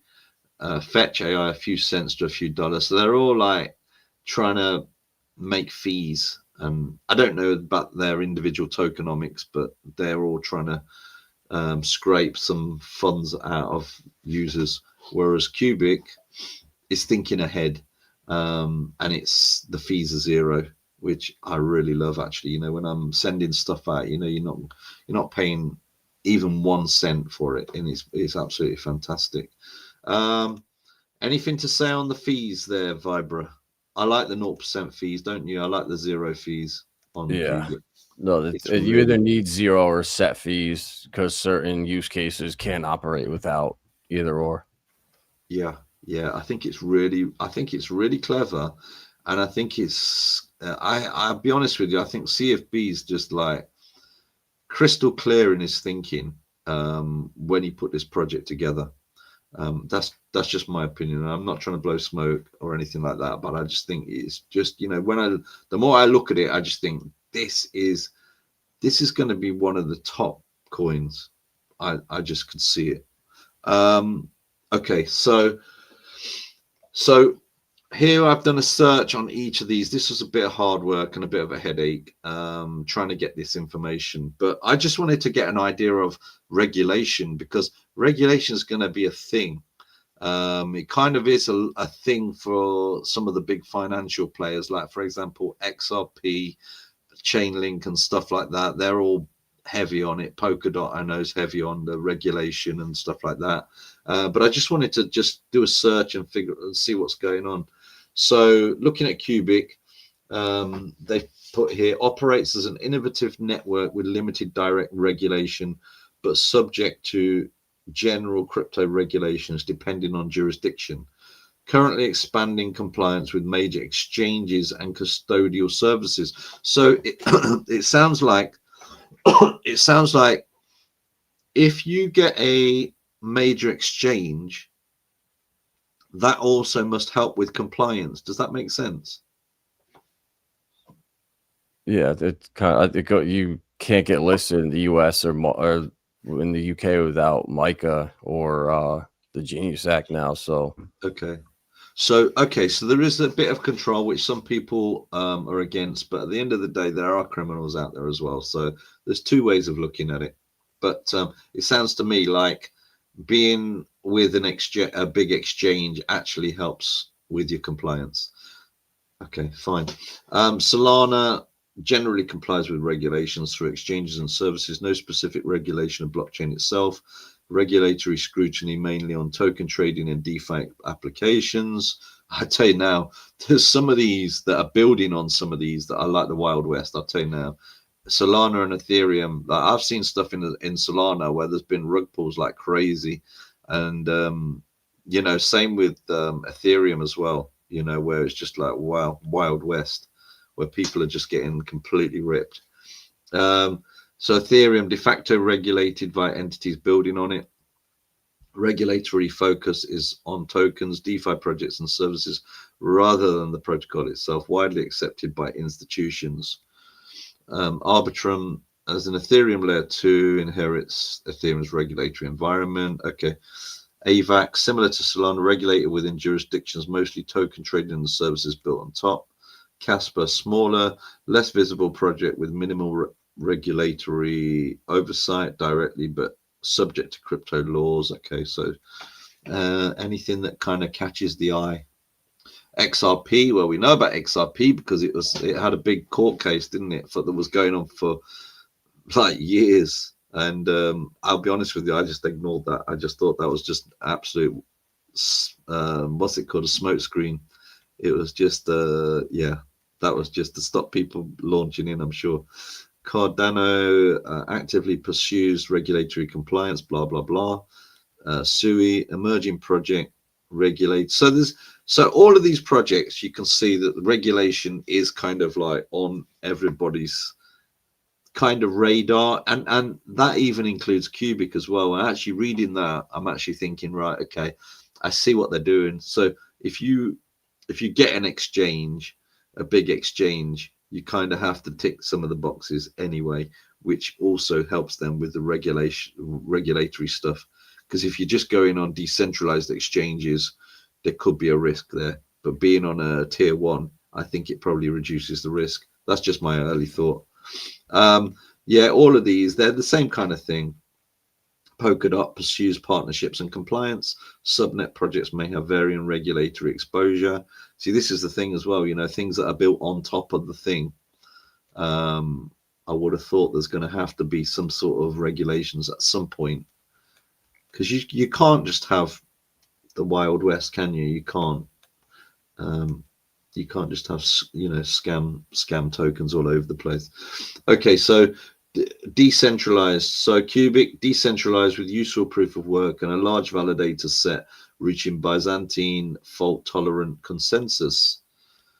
I would say I don't understand some of that, I'll be honest with you, but it sounds good. And I know that when I did read the white paper, and I know they said white paper, when I read the white paper, it's pretty obvious that this, you know, it's you know, solid, and I think the way that CFB builds things anyway, I think he does it with a specific intent. Solana.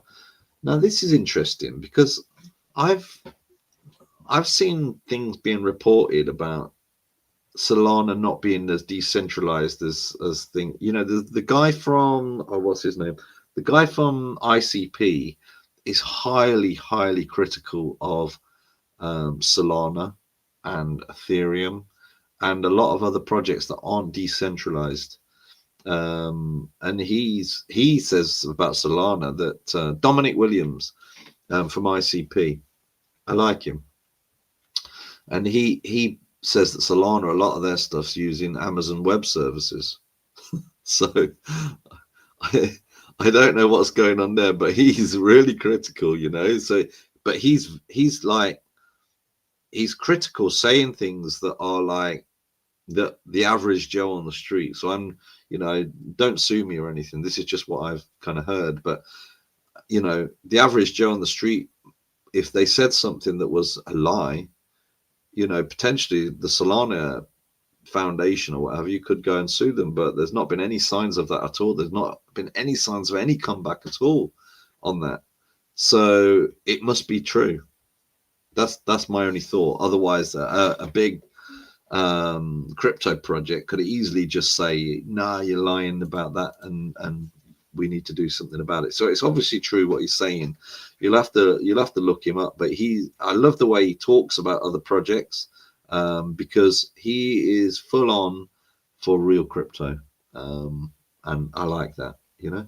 So Solana, it says highly decentralized, though with some concerns about validator centralization due to hardware demands, and that might be something that Dominic Williams has kind of picked up upon. Ethereum, highly centralized among proof-of-stake chains with thousands of global validators, open source and community governed. Okay, so again, there are some other thoughts about that as well. Arbitrum, decentralized layer 2 inherits Ethereum's decentralization for security via fraud proofs. AVAX, moderately decentralized with multiple validator sets across subnets. Strong proof of stake security model. So it says moderately decentralized. Okay. Casper, decentralized proof of work block DAG networks with miners distributed globally. Tron, delegated proof of stake with only 27 validators. 27, that's not many, is it? That's really a small number, it seems. Limited decentralization compared to others. Tau, small decentralized AI platform, but relatively niche with smaller validator count.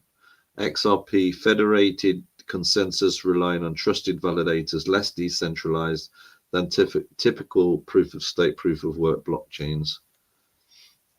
Cardano, fully decentralized proof of stake with large stake pool, ecosystem and governance.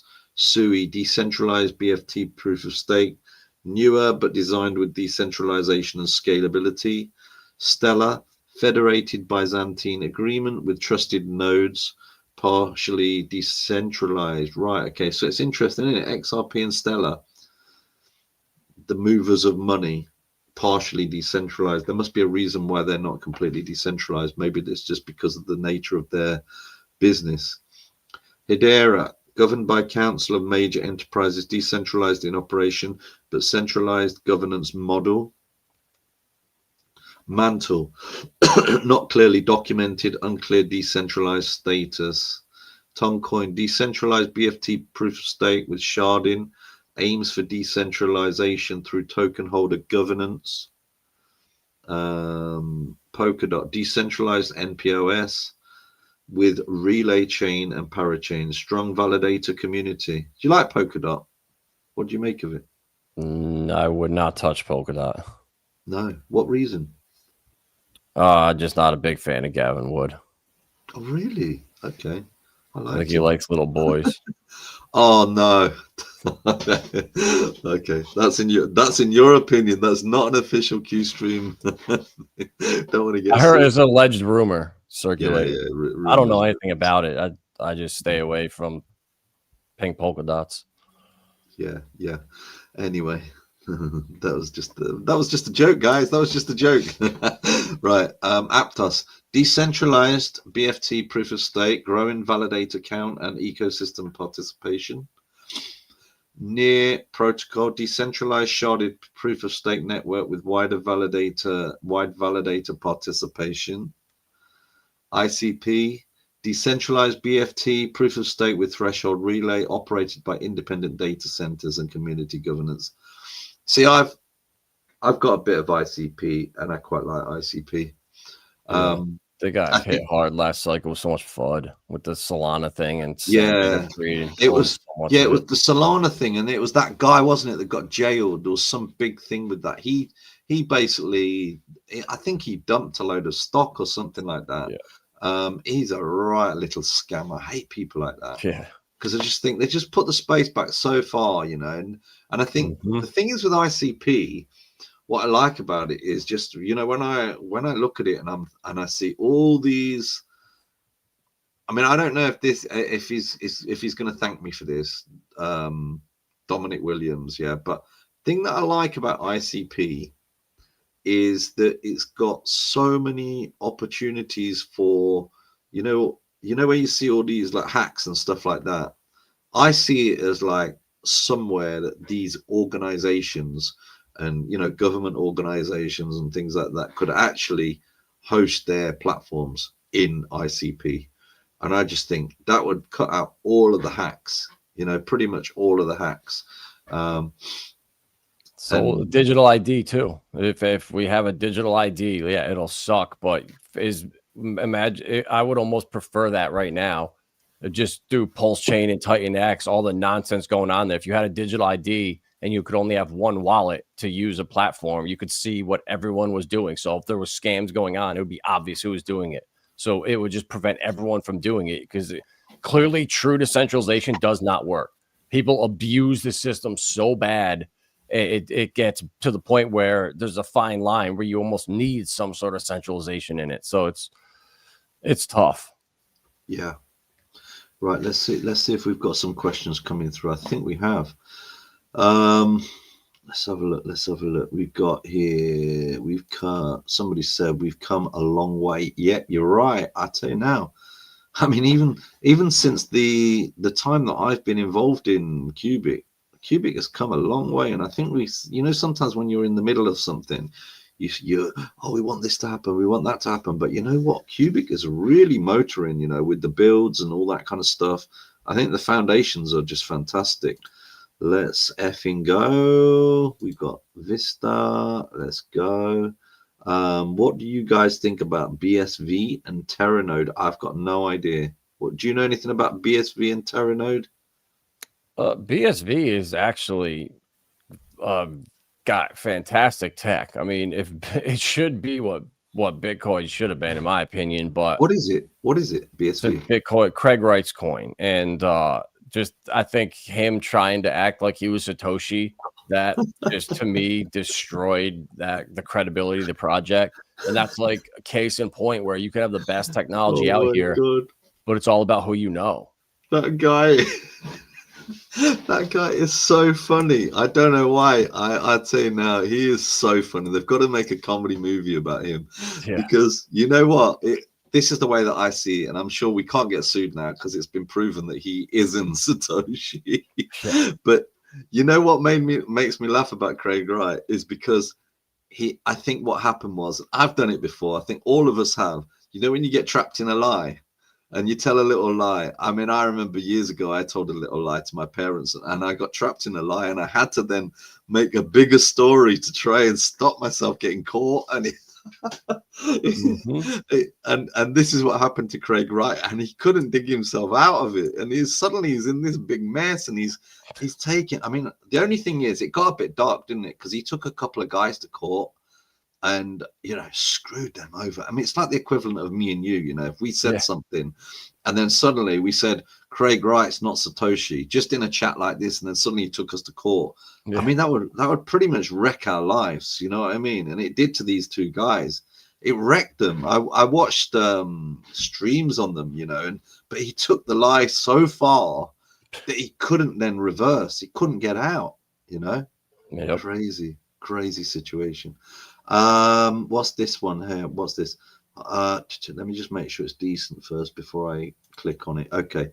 Hi guys, just a question. In terms of AGI development, how does QUBIC compete with the big boys, Grok, ChatGPT, etc., when it comes to our U0026D and resources? I feel like the race to AGI is too narrow and competitive. How do we compete? Well, I'm going to answer it first, then I'll give you a chance, Vibra. Sorry, it's covering your face. Can't help that. Okay, so what I'm going to say, Aunt Mabel, is this. This is how I see it with my little crystal ball. Is if an AGI platform is developed, you've got ChatGPT or even Google, where you can type your stuff in. If you had the equivalent of AGI on the QUBIC platform, where people have got to use QUBIC to use it, I'm telling you now, it's going to be absolutely massive.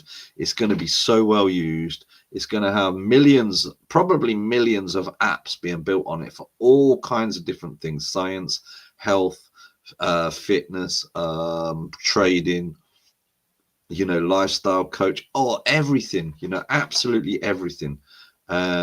And I think, if you can imagine how the IPO system works in QUBIC at the moment, where, say, for example, if me and Vibra wanted to build a project, we have to go through this IPO system, and then you put the IPO out there, you then put it out to the community for anybody that wants to buy any of the shares. There are only 676 shares, right? But can you imagine, right, if me and Vibra developed an AGI health doctor system or something like that, where we then put the IPO out and everybody knew that this was going to be like the most magnificent app ever, where you could literally replace your doctor, and even better, so you can you can type in your symptoms and all the rest of it. That would be the app. But could you imagine how much an app like this what people would pay to be exposed to the shares on that? The money's coming back. So say, for example, if a share gave you like 20% return or something, and it was an app that people, like millions of people around the world, are going to use for their friends and family and themselves, you're talking like people might be, if there's only 676 shares, it might go up to like $1 million each. I mean, it is absolutely crazy, the amount. And then a lot of that's going to get burnt out, and then suddenly the supply goes down, the price shoots up. That's like further thinking. But when we have a powerful, intelligent AGI, it's just going to be a big game changer. You're going to talk big time. What do you think, Vibra? What's your thoughts on that? I would Grok and ChatGPT are just simple LLMs. They're not really. I don't consider them really AI. You know, the closest thing I would say is what Dynex is building with the quantum as a service model, which is kind of like a hybrid on the way to quantum and AGI.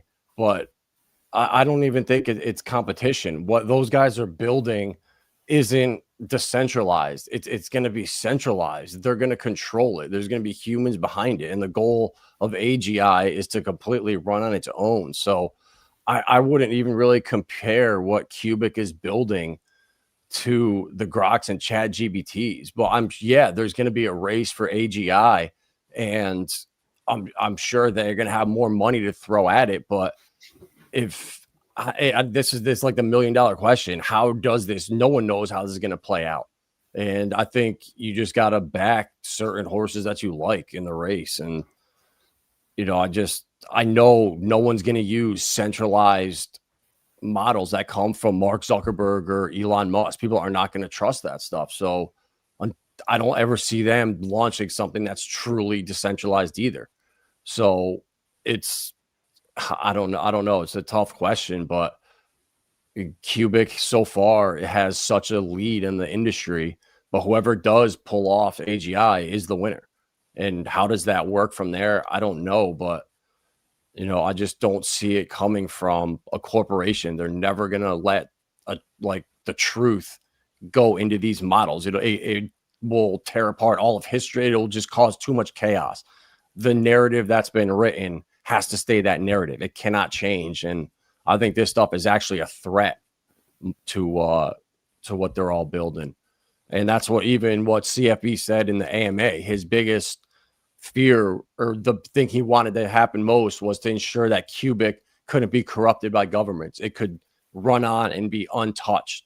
So the fact that he's thinking that far ahead, it just makes me confident and hopeful that he's the one that builds it and is the one that the world uses. Yeah, I know it's exciting times, isn't it? It's really exciting times. But I think this is another key for the decentralization of QUBIC is the fact that it can't be closed down. There's no, even though there's people building on it and around it, it's once this AGI is out there, it's going to be out there. It's as simple as that. But the fact that it's anti-military, I think, is going to be a very big help to humanity.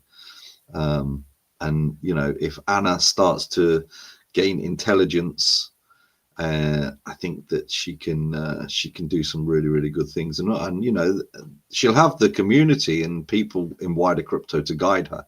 I don't think there's going to be many people that their first thought is, hey, let's do some bad things. I think that most people are going to, try and, ask her really good questions and try and get some guidance for the bigger picture things.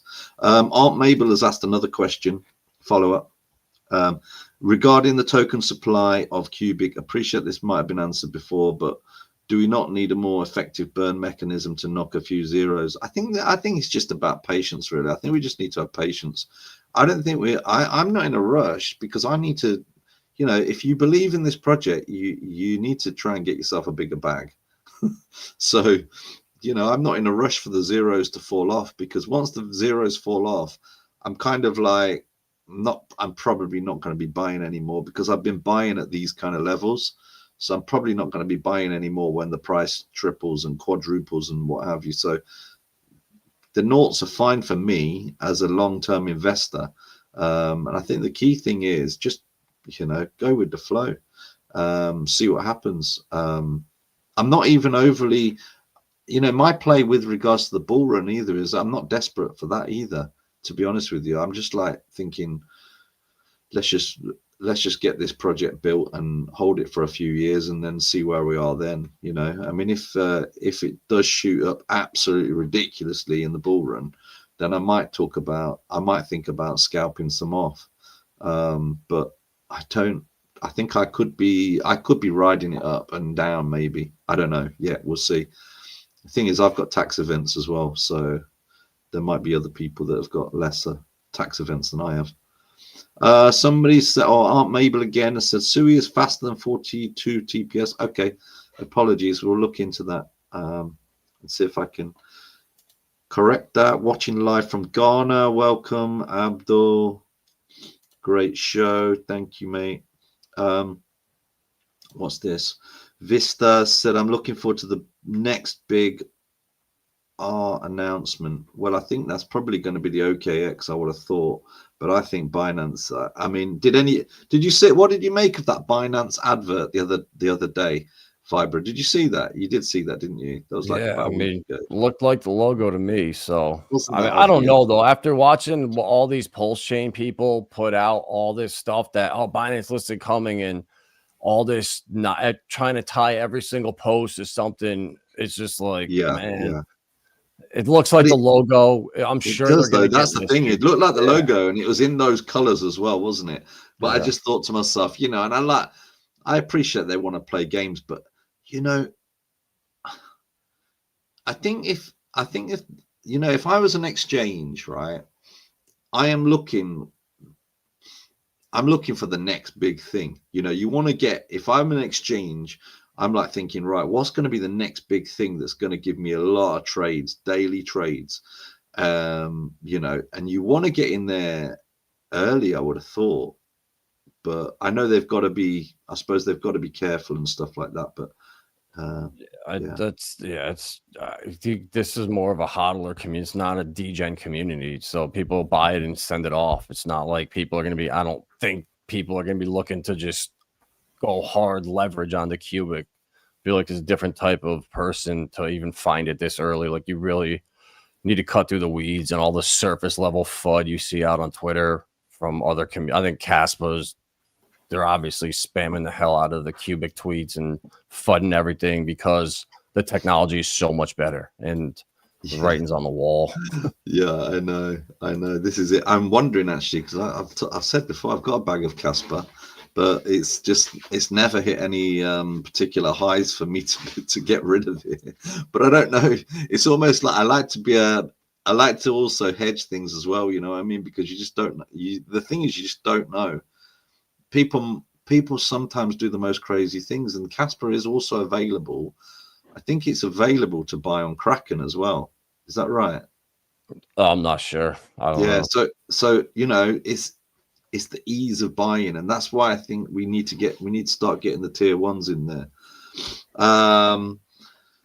Right. Okay. Let's have another little look at this. We're headed into nearly 2 hours, so we don't want to go over 2 hours just because we've also got a life, guys. So, but I do appreciate everybody turning up. You know, we've got over all of the platforms. We have got 1,800 people, and what I'm gonna do, because somebody actually said something in the chat, like you only had so many viewers. So what I'm going to do is I'm going to take a little picture of that, and I think this stream it's been quite, what's the word, it's been a little bit more dry, because obviously we're looking at some detailed information. We're not kind of glossing over stuff, and we're you know, and we're kind of giving things a bit of a deep dive. But I'll tell you now, this exercise for me has been really, really useful, because just when you're actually looking through some things in detail and you're thinking, all right, okay, this is how we measure in many ways to these other crypto projects. And I'm biased, but I think we're right up there. But you can see the evidence is here in front of you. Anyway, I did some delving about with regards to this next one. Let me just get it up here so we can see it here. And this was security. So I did a search and I asked some of the AI platforms, out of all these projects, how do you rate them with regards to security? They didn't give reasons, but they gave scores out of 10. So they gave QUBIC 7, Solana 6, Ethereum 9, Arbitrum 8, AVAX 8, Casper 7, Tron 6, Tau, don't know, XRP 6, I don't know what that's about, Cardano 8, Sui 7, Stellar 7, Hedera 7. So mainly across the board, they were giving Monero, they give 9. Across the board, 7, 8s, and 9s for most of these. And it feels to me like QUBIC being a 7 is not a big deal. There was no like reasons or anything like that, but probably need to delve a bit more deep into it. But I think, you know, when I've looked over the white paper of QUBIC and all the questions I've asked and stuff like that, QUBIC is, and obviously with the latest stuff with Monero, trying to, you know, kind of doing its DDS attack, I think it's just flown through all of that. So I don't think there's any particular problem at all. The next big thing that I want to talk about is the scalability, because these things are going to be important. Not necessarily today, but in the future, when things start ramping up, you've got to think of the future. You know, these blockchains are going to start really, really ramping. So with regards to scalability, if we look at QUBIC, it says here, still experimental. Scalability is linked to underlying blockchains used for merge mining and AI compute capacity. Solana, very high throughput, but hardware demands and occasional outages limit practical scalability. Okay, so there's a problem there. You know, this is like what, the third, fourth, fifth, or top 10 blockchain. Solana is supposed to be the top 10 blockchain, and yeah, it looks like there's a few issues there in my eyes from what I've read there. Ethereum base L1 low TPS, but improving with rollups. Okay, so again, problems that need to be sorted out. Whereas I think when we're looking at QUBIC, it's almost like their platform is ready made for it. Just my thoughts. Arbitrum scales Ethereum by batching transactions off chain, significantly reduces fees and congestion. So that sounds like it's a good thing for Ethereum. Arbitrum is okay. AVAX allows many parallel blockchains to run, scaling horizontally with TPS over 4,500 plus across networks. Casper, novel approach with high current concurrency, scalability, promising but less proven. Okay, yeah, that's important, because there's a lot of these claims being made, but if it's not proven, it's not proven, is it? Well, I suppose a lot of these blockchains have not proven, you know, with regards to mass scalability. Tron, moderate throughput, scalability limited by validator count and architecture. There we go. Tau, unknown scalability model. XRP, high throughput, scalability centralized to some degree for speed. Cardano, expect significant TPS increase with Hydra L2 scalability. So that sounds like that's probably on its way. Sui, good scalability with 40 TPS and fast finality, designed for high throughput dApps. Stellar, 119 TPS with low latency, less decentralized but efficient for payments. Hedera, fast and scalable with a synchronous BFT. TPS info varies but optimized for enterprise. Mantle unknown. Toncoin, scalability via sharding. Architecture supports growth. Okay, so not done yet, but they can do it. Polkadot, horizontal scaling versus parachain via parachains. TPS varies, but high potential for massive apps.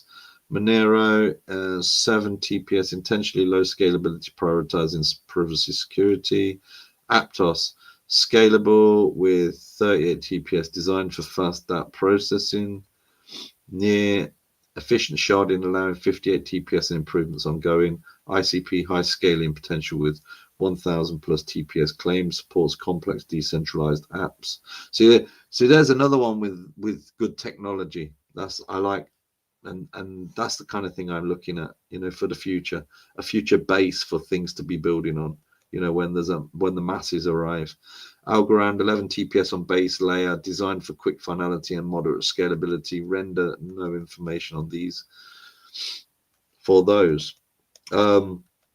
And then I think we're going to end on this last one, yeah, because we're nearly at 2 hours. Again, appreciate everybody coming tonight. It's been a brilliant show again. from you guys. Thanks for sharing the stream, and you can share it afterwards as well, fine. But let's look at QUBIC. So the founder of QUBIC, Sergey and Chedlo, aka Come From Beyond, also founder of NXT and contributor to IOTA. And obviously we were chatting previously in previous streams about the potential of him being Satoshi, and also Monero founder as well. Solana and Anatoly Yakovenko, probably sport that name. Don't really know a lot about him, to be fair. I'm pretty sure I saw a stream or two about him.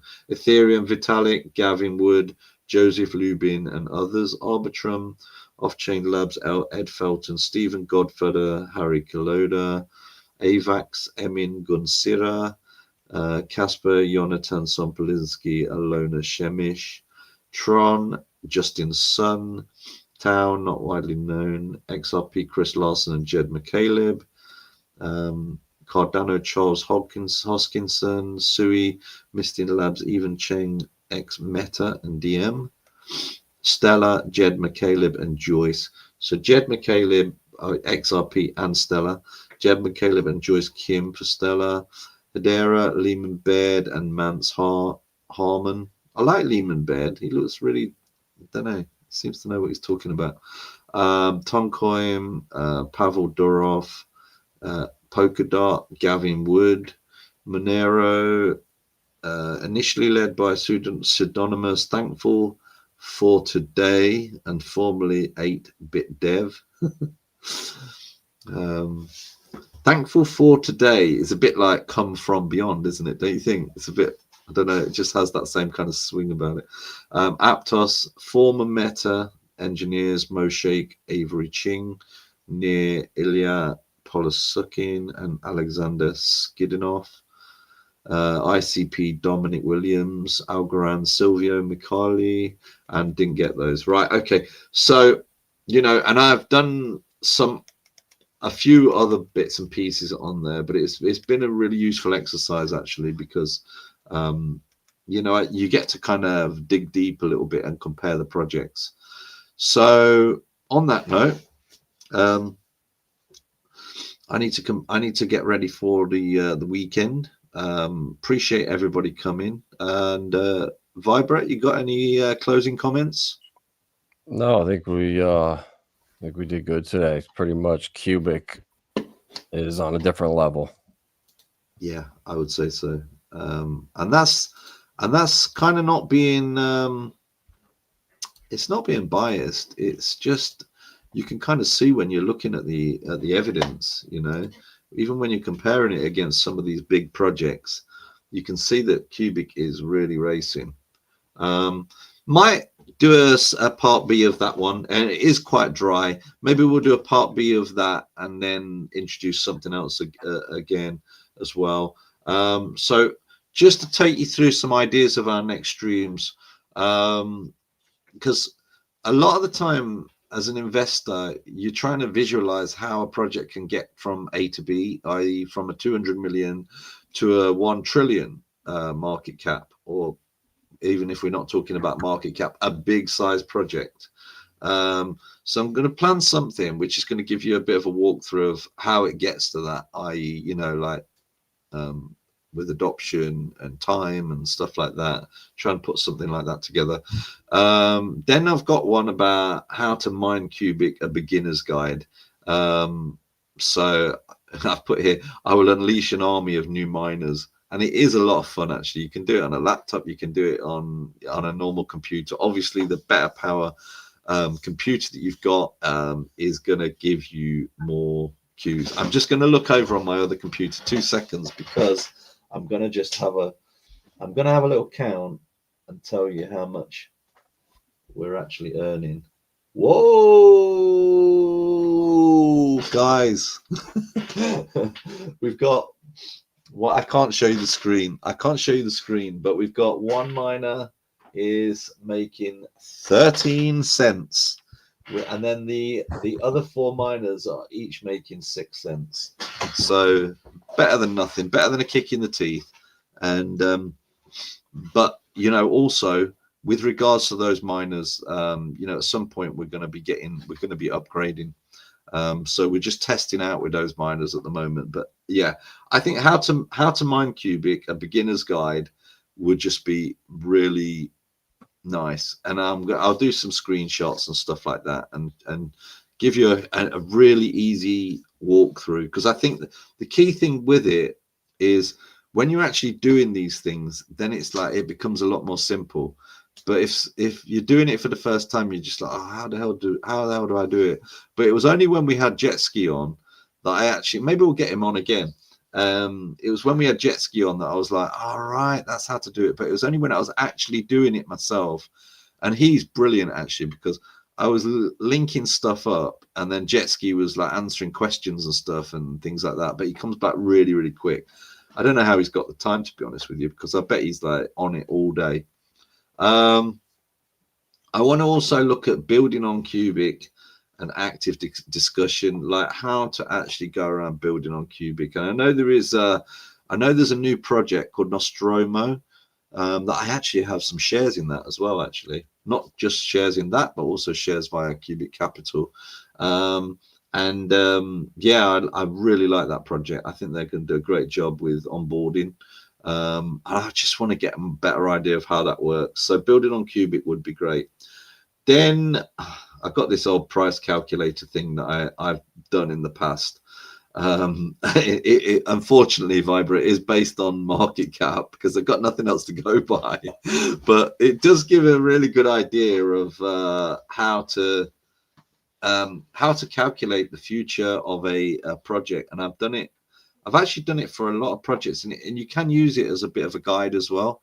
And I know, you know, there's caveats with market cap, but we've got to go on something, you know, to estimate what you could be earning. And it's actually been a really good guide, because what you do, obviously, with the market cap divided by the total supply market cap divided by the total supply gives you a price. And then you can actually see, all right, okay, that needs to get so big before I make the price that I want. And it's kind of given me a bit of a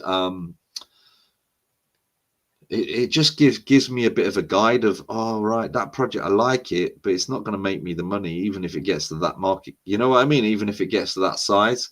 So I'm gonna pull that out. And what we might do is on the screen I might have like several, so not just QUBIC, but just to give everybody a bit of an idea of how they can kind of estimate a particular project. And I think it really is it's quite an eye-opener, actually, because, you know, even some of the bigger projects that I've kind of used it for, this price calculator, some of the big projects where I've been like, oh, that's going to go to that market cap, actually, even though it's already quite a big market cap, because they've got a lower amount of tokens, I was like thinking, wow, that's still an option for me, you know, for my portfolio. So we can take a look at that.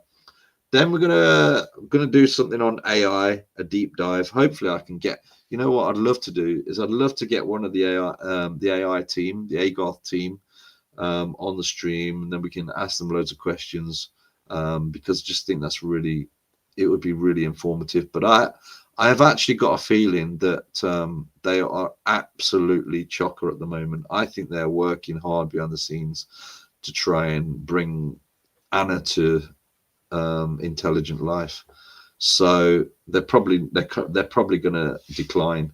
And the AI guys, David Vivanches and the other team as well, I think they're Jose Sanchez, I just think they're so busy, and they tend to go to these big AI events. Maybe they're thinking collaboration, etc., but they are, to try and get hold of them is pretty hard. So anyway, but we'll put something together. And then also we want to try and do another community stream, because, you know, I think it's just interesting finding out what's going on in the community. There's loads of good builds going on, and you know, respect to everybody that's trying to do something in the ecosystem, because ultimately it's for the same purpose, and that's what we need to keep focused on, you know. So thanks very much, Vibra, again. That was a good chat, and I think hopefully it was informative. It was a bit, some of it was a bit dry because obviously we're staring at a lot of data and stuff like that in the table. But if anybody wants to send me a DM or anything like that about anything, just give me a shout. Or if anybody's got any ideas of any future streams you'd like us to do, happy to consider. So on that note, we will say good night. Take it easy and have a great weekend, everybody. Cheers, Vibra. So yeah, have a good one. Take care. Have a good one. Bye.